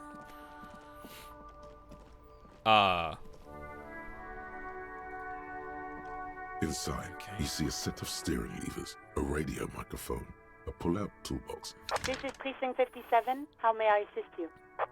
Yes. It took some convincing, but I got the mercenary's name and a few biographical details. Are you ready? Yep. The lieutenant leans in to listen, notebook in hand. Shoot. That suit of armor was issued to an Oranese citizen named Ellis Cortenaer. That's E-L-L-I-S Kortenaer.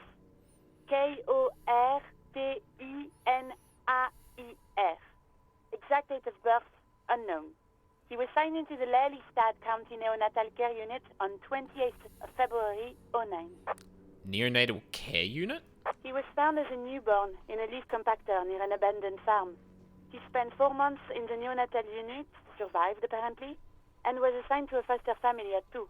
Holy shit. According to Klasia, Lele said his real name wasn't really his. Perhaps that's because he was fostered. This is what the ICP knows about him. He was raised by foster parents, entered the Eastbrand Military Academy in Vredefort at 17, then served in the Oranese forces till he was honorably discharged in 41, just a year before the Seminese conflict. Then the armor followed him to Seminine, or at least I assume it did. And that's it. There are no records of his employment in Crenel, or any of its other incarnations, or him even entering Revachol. Any information on his foster parents? None, officer. Sorry. So we have to connect him to Crenel as the armor. Even that is a small miracle. These organizations usually double-check their inventory. Thank you, Alice. Great work. No problem, Lieutenant. Wait. He was found in a leaf compactor? It's a garden tool used to press leaves into these cubes. It's a detail the hospital had. The only detail in these files. So I thought it would be good for you to know. It is. Thank you, Alice. Well, we have his name and service record now. A name. This is very good. Ellis Cortenaer. He says to himself. Sometimes police work is about human dignity. About giving back names to anonymous victims. I'm glad the inquiry was helpful to your investigation, officer. Did you have any other questions? The implication that whoever wrote that down was so shaken by that they had to write it down. Yeah, like, you know, it's one thing for them to have just found them in the farmhouse. No, the baby was in the thing that would have turned it into mulch.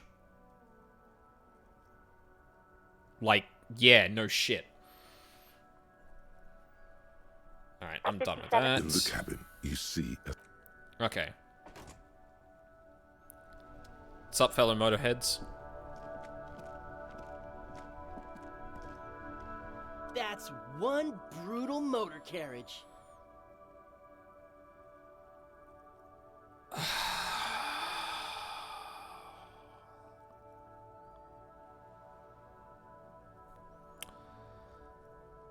You know, I had a intrusive thought about, like, conservative metalheads, while I was on break.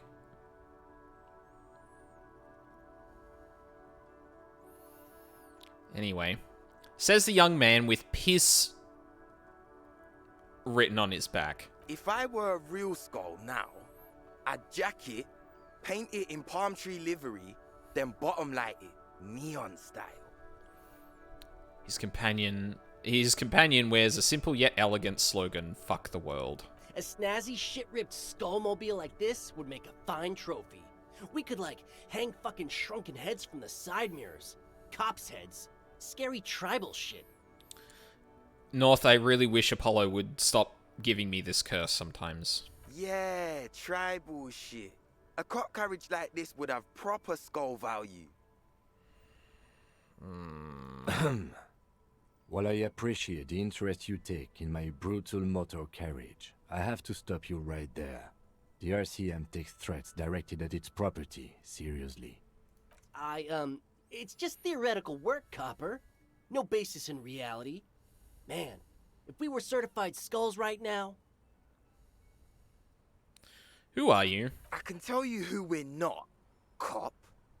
We're not snitches or skulls. Well, that's a shame because I'm a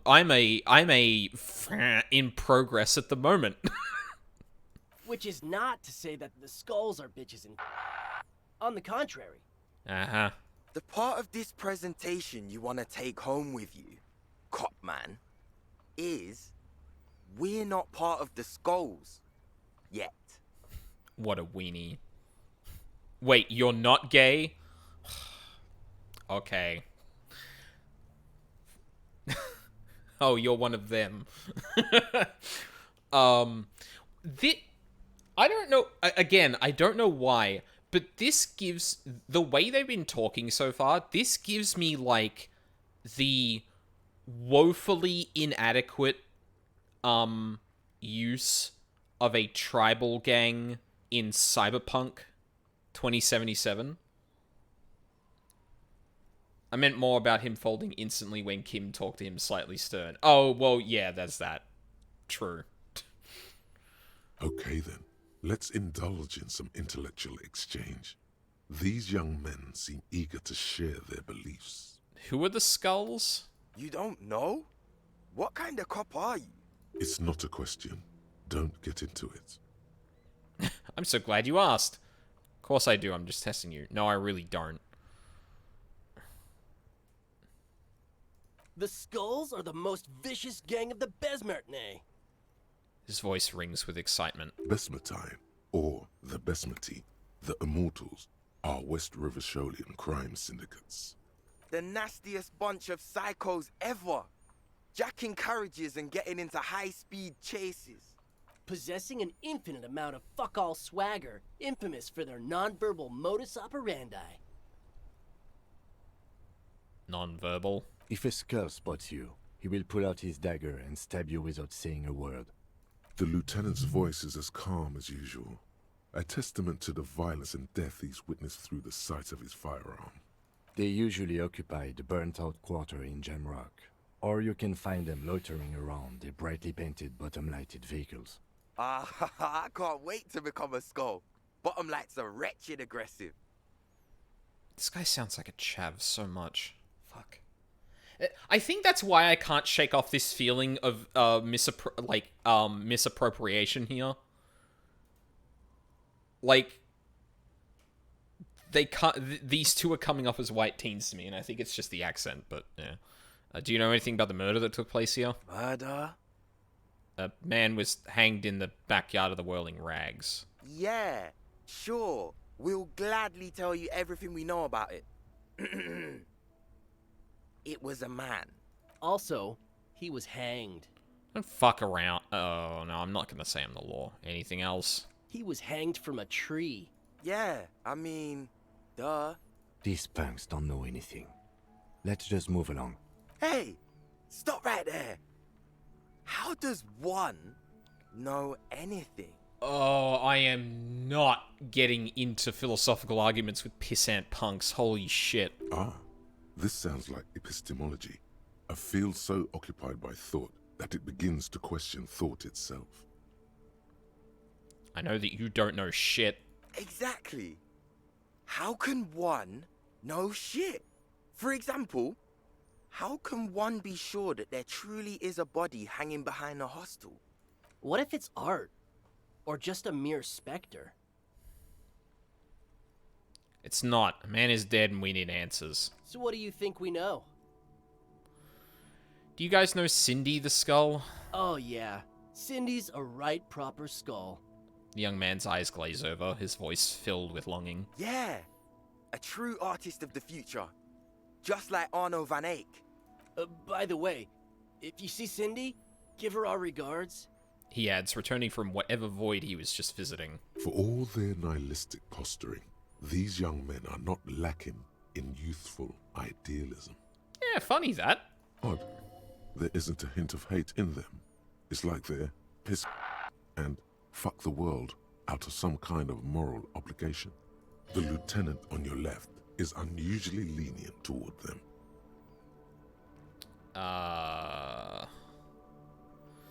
Who's Van Eyck? Old man, it doesn't matter. You'll be long gone before his greatness is recognized. So you're saying I'm an old man? Yep. Old as fuck. Yeah, man. It's like at death's door. No wonder you know nothing about the future. You won't be there. Why aren't there more skulls in Martinez? The Union does their share of policing in Martinez, at least where gangs are concerned. That's why there isn't much organized crime around here. Apart from the unions themselves, of course. Don't you worry about that. We're gonna make up for the deficit. Yeah, we are. The young men exchange approving nods. Your rhetoric is confusing. Are you part of the Skulls or not? We're not franchise skulls. Well, not yet. Once we get our name out there, we'll have a chance to join them. And what makes you think that the organization would accept you? Because we can be just as psycho and vicious. You'll see. Ah, you'll see for sure once we're in. It's the last thing you'll ever see before the void consumes you. Throw him off his game. You sure a Skull would say that? Well, yeah, I mean, we're only saying practice things for now, so we don't mean no harm to the Skulls brand, or to you. This is definitely something the Skulls would say, but we're not trying to encroach on the Skulls branding anyway. On the contrary, we're just here to market it.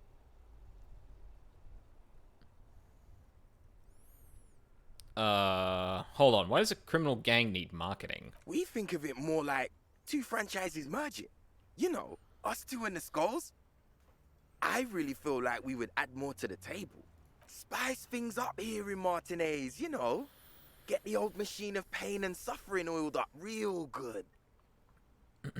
Okay, I get what the Skulls do, but what do you franchise in? Youth unemployment? Whatever, man. Work is for pussies. You wouldn't get it anyway. Young man frowns, aggrieved.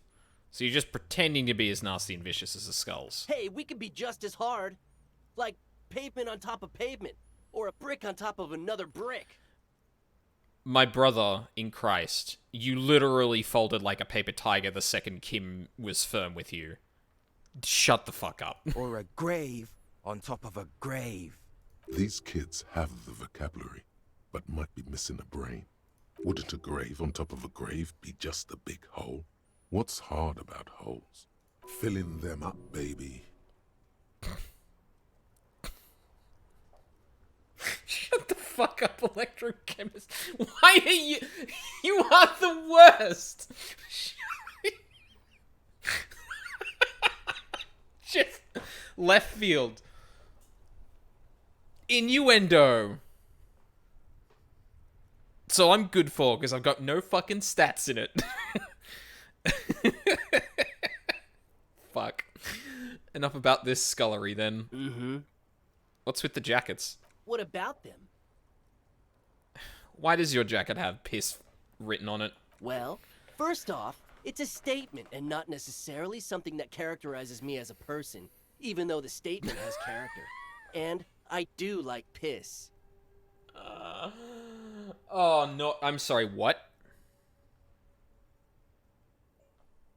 The word piss epitomizes the struggle taking place in the world.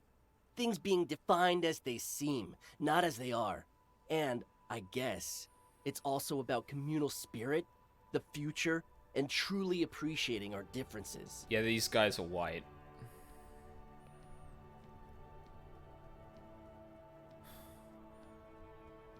We made a term to engender communal spirit out of a slur.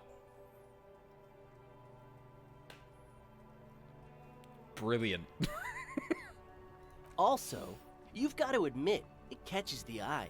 And since the Grand Piper is slowly but steadily moving towards basing the economy on it, attention, it is imperative that the medium itself convey the message. What? What I mean by this is, we are all piss and that the world is inherently meaningless. They'll look back on this in 10 years and shrivel. Yep. Though he seemed lacking in vocabulary, it seems that the young man has expertise in at least one field, even if it's rather narrow. At the very least, I would hope so, North. If they don't, then... well... it's telling. Why do you have "fuck the world" written on your jacket? Like I said before, many men keep searching for the one. Many men. For so-called true love, which is actually just obsession masquerading as kinship. The thrill of the chase. The hollowness that fills your chest cavity after catching it. I'm wondering if the poetics come with the jacket, or are they derived from something else entirely? To catch a fish, you'll need to hurl the lure many times, and even then it isn't certain that you'll get anything. If you blow up the lake, though... That is a terrible metaphor. You get more fish in a shorter time. And, for time is of the essence and fleeting ever so quickly, one must think of a way to fuck the whole world and not get caught up in fucking someone.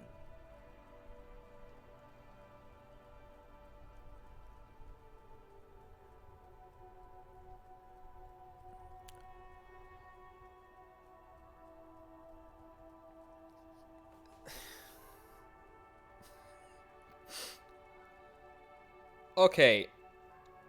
Real talk. Sunday Friend is probably the king of saying nothing with a lot of words. This is a close second. Waffy Pain.gif, yeah, really. What? Because when one fucks everything, he fucks nothing. And that, to me, feels glorious. Sticking your dick into the void.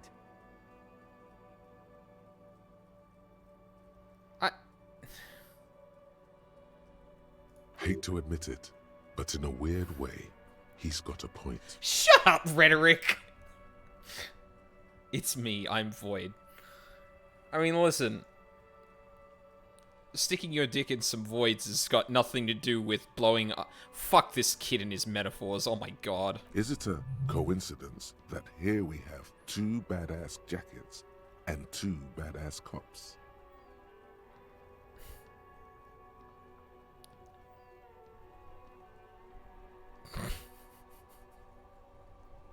Oh no. Oh no. Oh my god. Okay, I'm sorry. There is something eminently hilarious about Harry processing the thought of the homosexual underground while wearing the piece fucking jacket.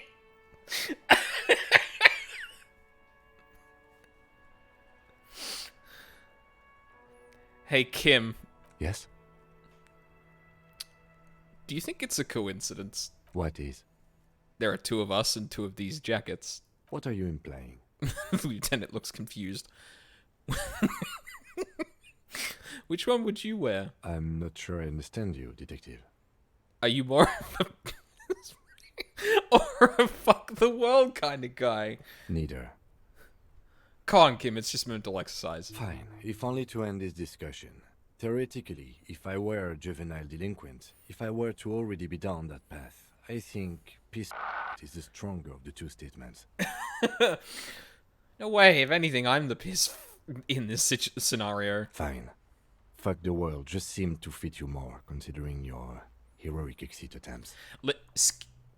Kim, that was in the past. I'm trying to move past that.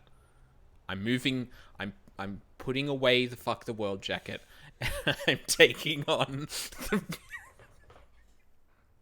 Oh my god. You always get to be the crazy one, right? Fine then. So are we done here?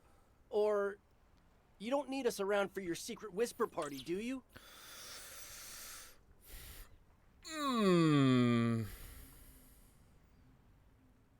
Talking with you has definitely been something. Okay, hold on. Actually, sorry, wait a second. What was that check? Was that Half-Light? I think it was Half-Light.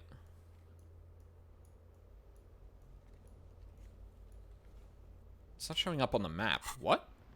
Hold on. That ride is fucking Hey, piss.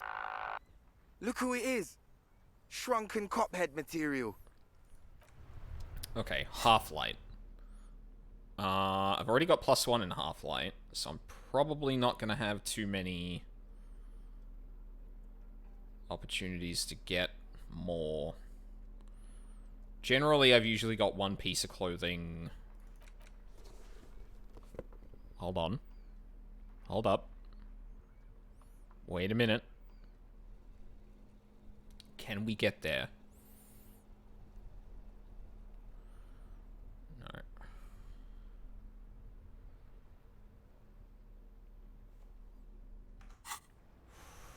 That ride is fuck. Hey, piss.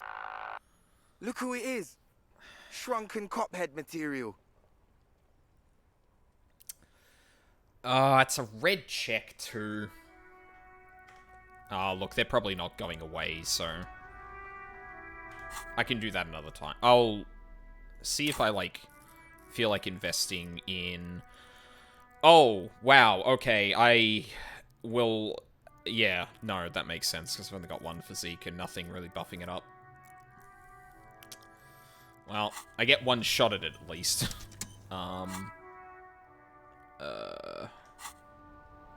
Let's put back my... Put my regular stuff back on. I think that was the only thing I changed, actually.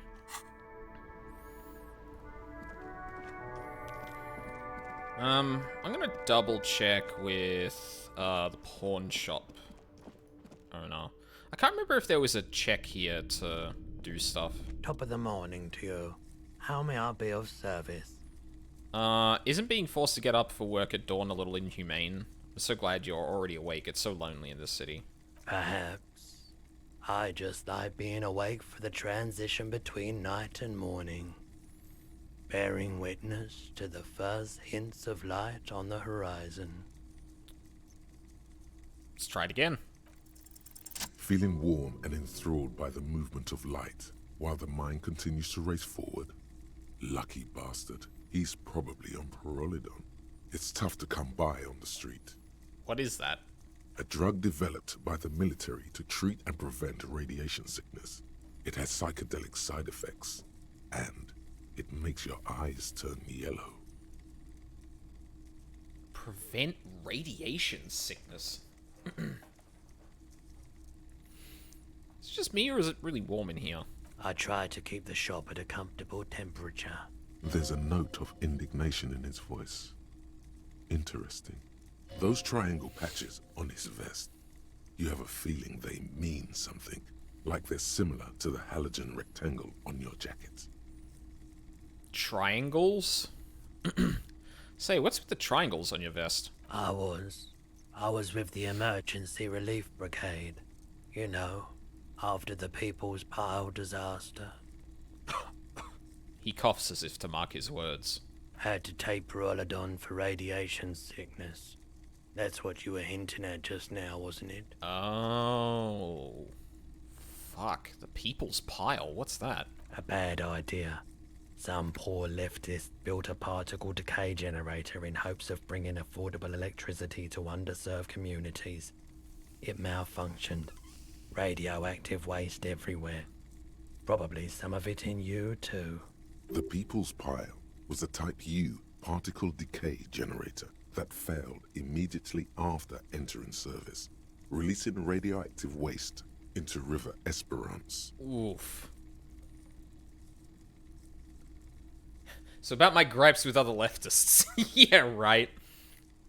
Dickheads going for nuclear. Idealistic incompetence is still incompetence. Mm-hmm. What is the particle decay generator? A primitive nuclear reactor, also called a pile. Why is it called the People's Pile? Construction began during the Commune of Revachol. The people continued work on it after the Commune fell. They wanted a cheap source of energy for Revachol West. Needless to say, things didn't work out. Why did it fail? An emergency valve defect resulted in steam pressure blowing the turbine, taking the fuel containment vessel up in the explosion. Both the faulty design and lack of finances contributed to the catastrophe. Oof.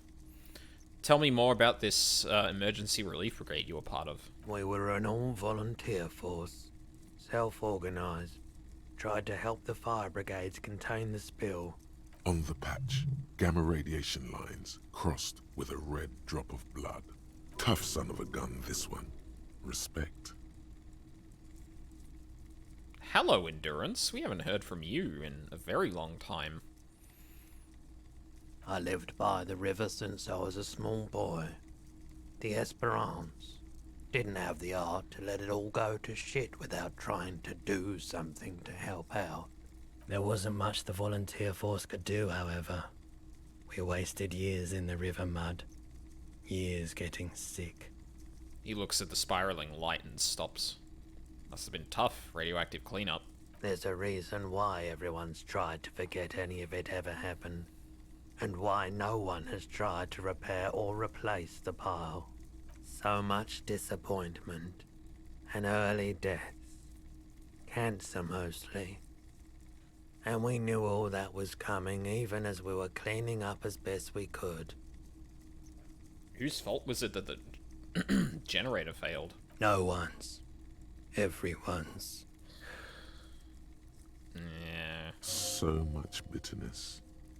A bunch of poor people built themselves a primitive nuclear reactor, hoping for the best. What do you think is going to happen? The cleanup happened 15 years ago. I was young then. Later, my second aunt died. Left me this shack and all the assorted junk in it. So I came to Martinez. People told me don't go there. It's a shithole. I said, people, we just had a nuclear pile meltdown. I'm gonna get as far away from Forberg as I can. Still in the same city, but... He shrugs. Thank you for telling me. I like the theory more than the story. Outward movement, not vortices. Yeah, you gotta get in on those vortices, my man. God damn it, electrochemistry. Something I like to Sure. sell. Let me have a look.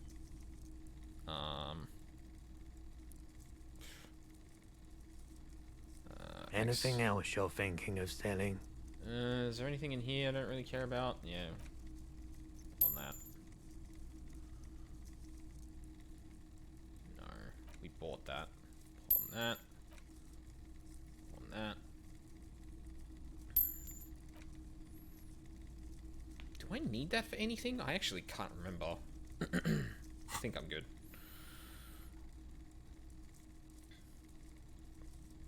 I don't have anything to sell at the moment. Another time, perhaps.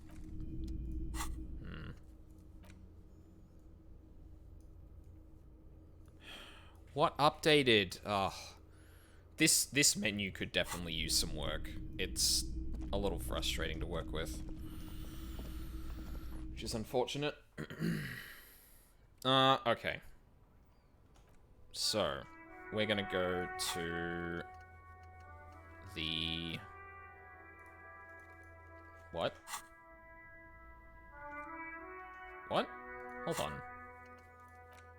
Why can't I... Do I have to be outside of one of those locations to actually waypoint around?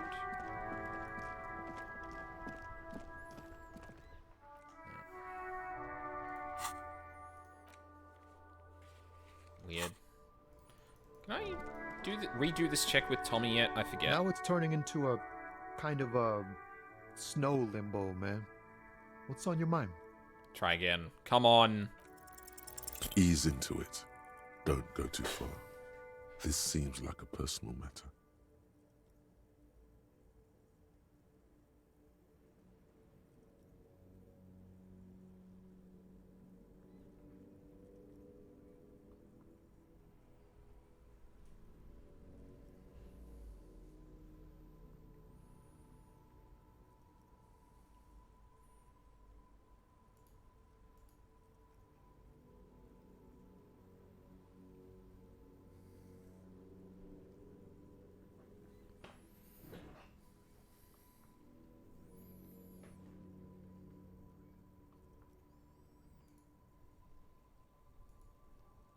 I have failed this roll every single time I've tried it, and I'm pretty sure at this point that is almost at like 5.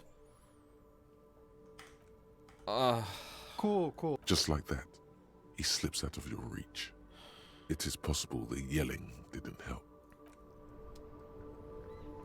I'm gonna do one thing real quick before we head back to the coast. I want to see if I... Oh. There. Do you smell that? Smell what? Can you not detect that inimitable whiff of dissatisfaction and restlessness? That sense that the world is in need of dramatic, even violent, reordering? Does that mean there's a communist nearby? Undoubtedly. And the scent is coming from that railing over there. You mean from Manana? Yes. Now's your chance to establish contact.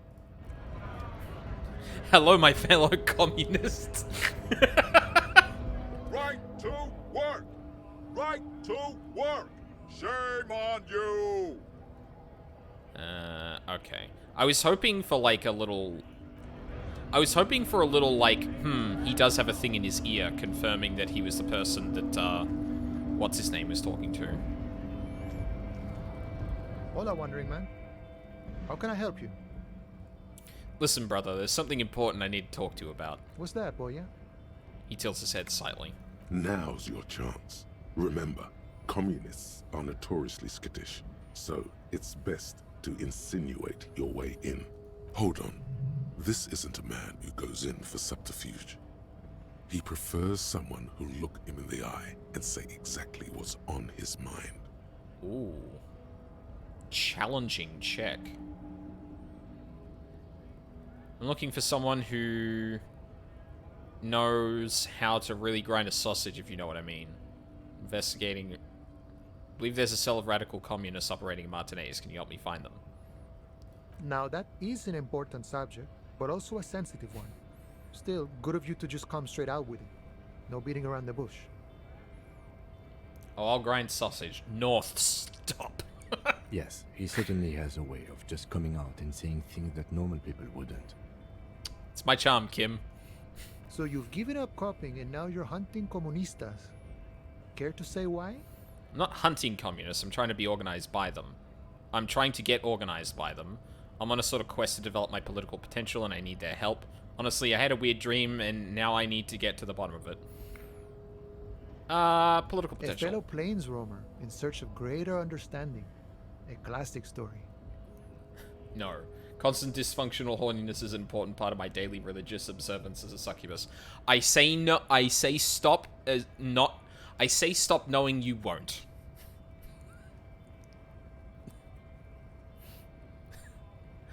Honestly, I don't know what else to say. I wish I could help. Unfortunately, I don't know many comunistas. I thought you and you guys were all communists. You sure? You smell just like a communist. Some are, some aren't. It's a big institution, room for all kinds. Comunistas, feminist supremacists, even an anti-institutional boyadero. There is warmth in his voice when he talks about the Union, whatever his personal politics. This is his home. Alright, so if he isn't personally a communist, he's definitely hanging out with them. Ah, but you know, I did meet a genuine ideologo a few months ago. Perhaps he's your guy. What's an ideologo? You know, a guy with a theory. Someone who likes to pit his theory against other theories in deadly theory combat. Oh, God. How did It you was meet late him? one night as I was leaving the arbor. He was waiting on the corner in a bright white jacket. Classic Sarameritian style. He asked me for a light. We shared cigarettes. Then he asked me if I ever thought about getting into some of the extra physical branches of communism. Sounds like he was trying to recruit you to the homosexual underground.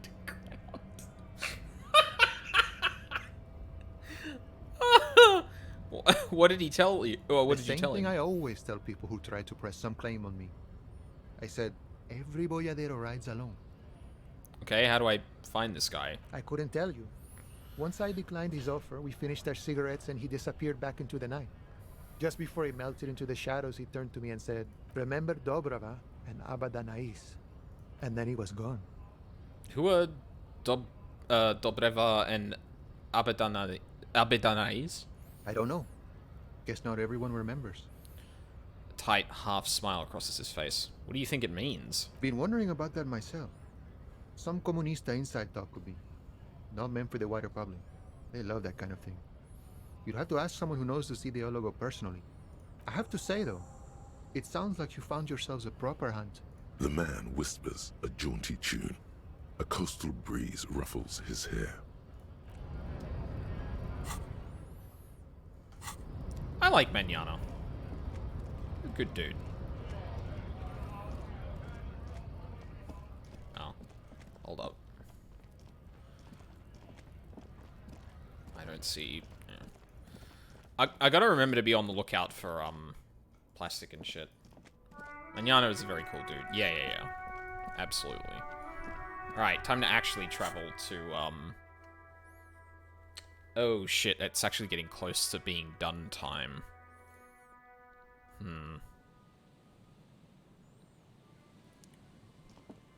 Heavy wooden doors, more than twice your height, stand shut in front of you. The rectangular sea-worn ornamentation appears in stark contrast to the padlock, carelessly drilled into the wood. Hold on a second. I can do better with interfacing.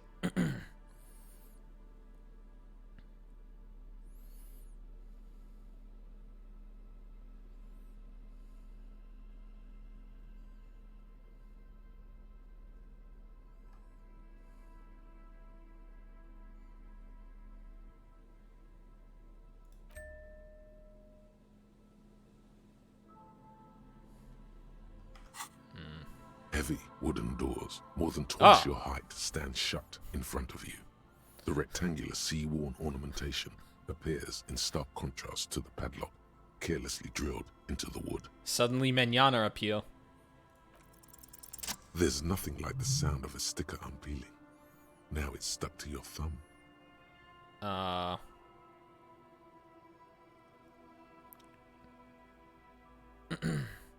Put the sticker in your ledger after the last entry where it belongs. Looks like today was a gold star day. Nice. Okay.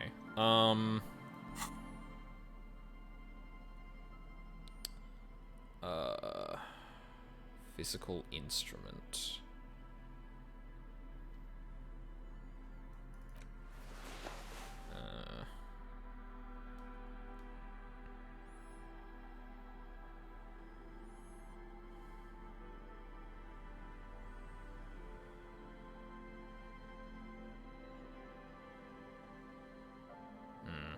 It's about all I can get. Actually, hold on. I will, switch those two just to... What? No. Oh my god. Heavy wooden doors, more than twice your height, stand shut in front of you. The rectangular sea-worn ornamentation appears in stark contrast to the padlock, carelessly drilled into the wood.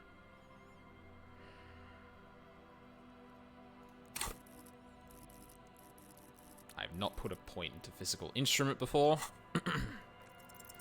A minute or so of mauling away at the lock has led to no success. The pry bar in your hand has given you 0 mechanical advantage. Admit defeat and leave the lock alone. The doors remain unchanged, closed with a padlock. Fuck.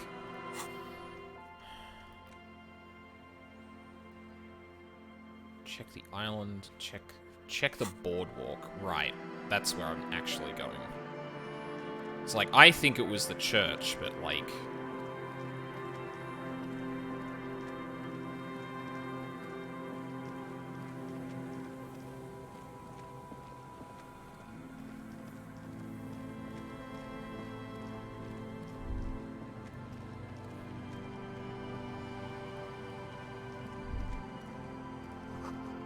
Stop messing with the coin viewer and hold on to something. The wind is so strong. There's some tear. A man lies on the boardwalk.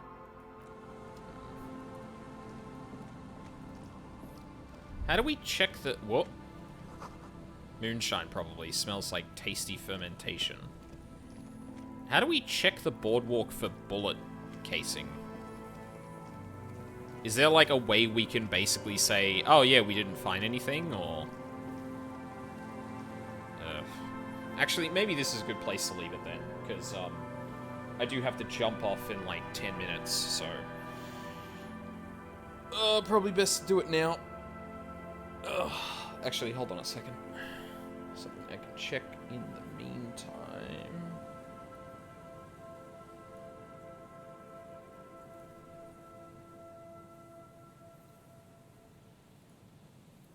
Okay. Yeah, I'd still have to head off regardless, though. Alright. Yeah. I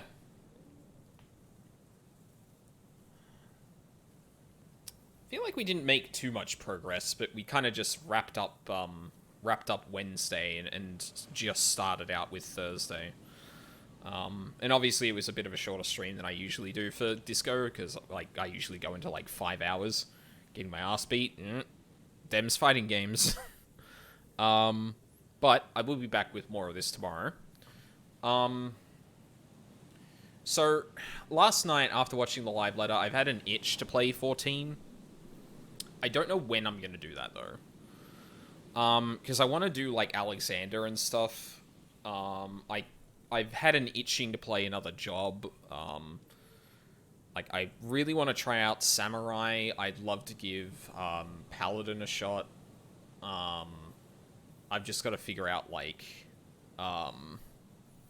when I can reasonably do that, because I do still want to keep the Elden Ring pace up a fair bit, because I like that I was making some decent progress before I hit a wall yesterday.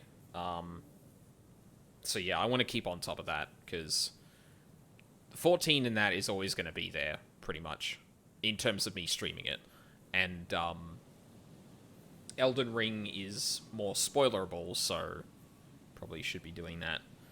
Thank you, North. I appreciate that. I appreciate you sticking around, too.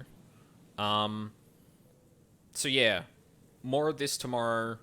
Again, the week is going to be a bit weird. I'm kind of all over the place. I'm, like, traveling on Wednesday, or, like, I'm not even going to the office. I'm going somewhere else on Wednesday for work, which is probably going to leave me a bit ragged. And because of the time that it takes to get there, I'm probably going to be doing a bit of a late shift on, like, I don't know, I still need to figure out that.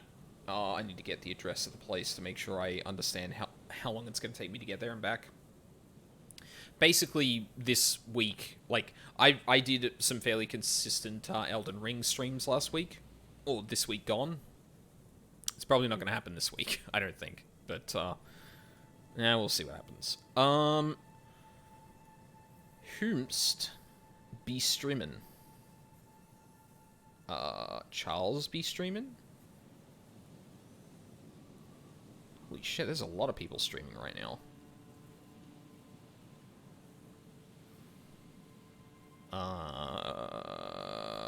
We go raid Charles. He's playing some 14. He had to restart a character or he basically had to restart the game because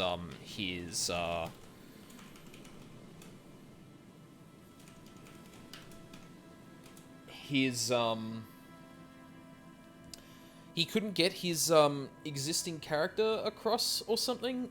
I mean, he was starting to play on a different server, so he couldn't use it on that server regardless. Yeah. So he started again to get back to where he was. He's tanking now instead of playing playing Summoner. So he's having a time with that, I'd imagine. And yeah.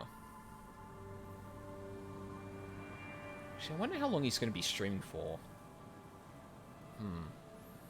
Because I don't know how long I'm going to be busy. He might actually still be streaming after that. Those are thoughts for me, though. Yeah. So, again, more Disco tomorrow, more Disco Elysium tomorrow, and then a new week. Hopefully some Elden Ring, and probably more Disco Elysium next weekend. One of those days I'm not going to be playing Disco Elysium, though. I'm going to make sure that that thing is still happening before I talk about what it is, but yeah, there is a thing happening. Yeah. So thank you very much for watching live or on the VODs. I really appreciate it. Hope you all have a lovely day, and I hope to see you all next time.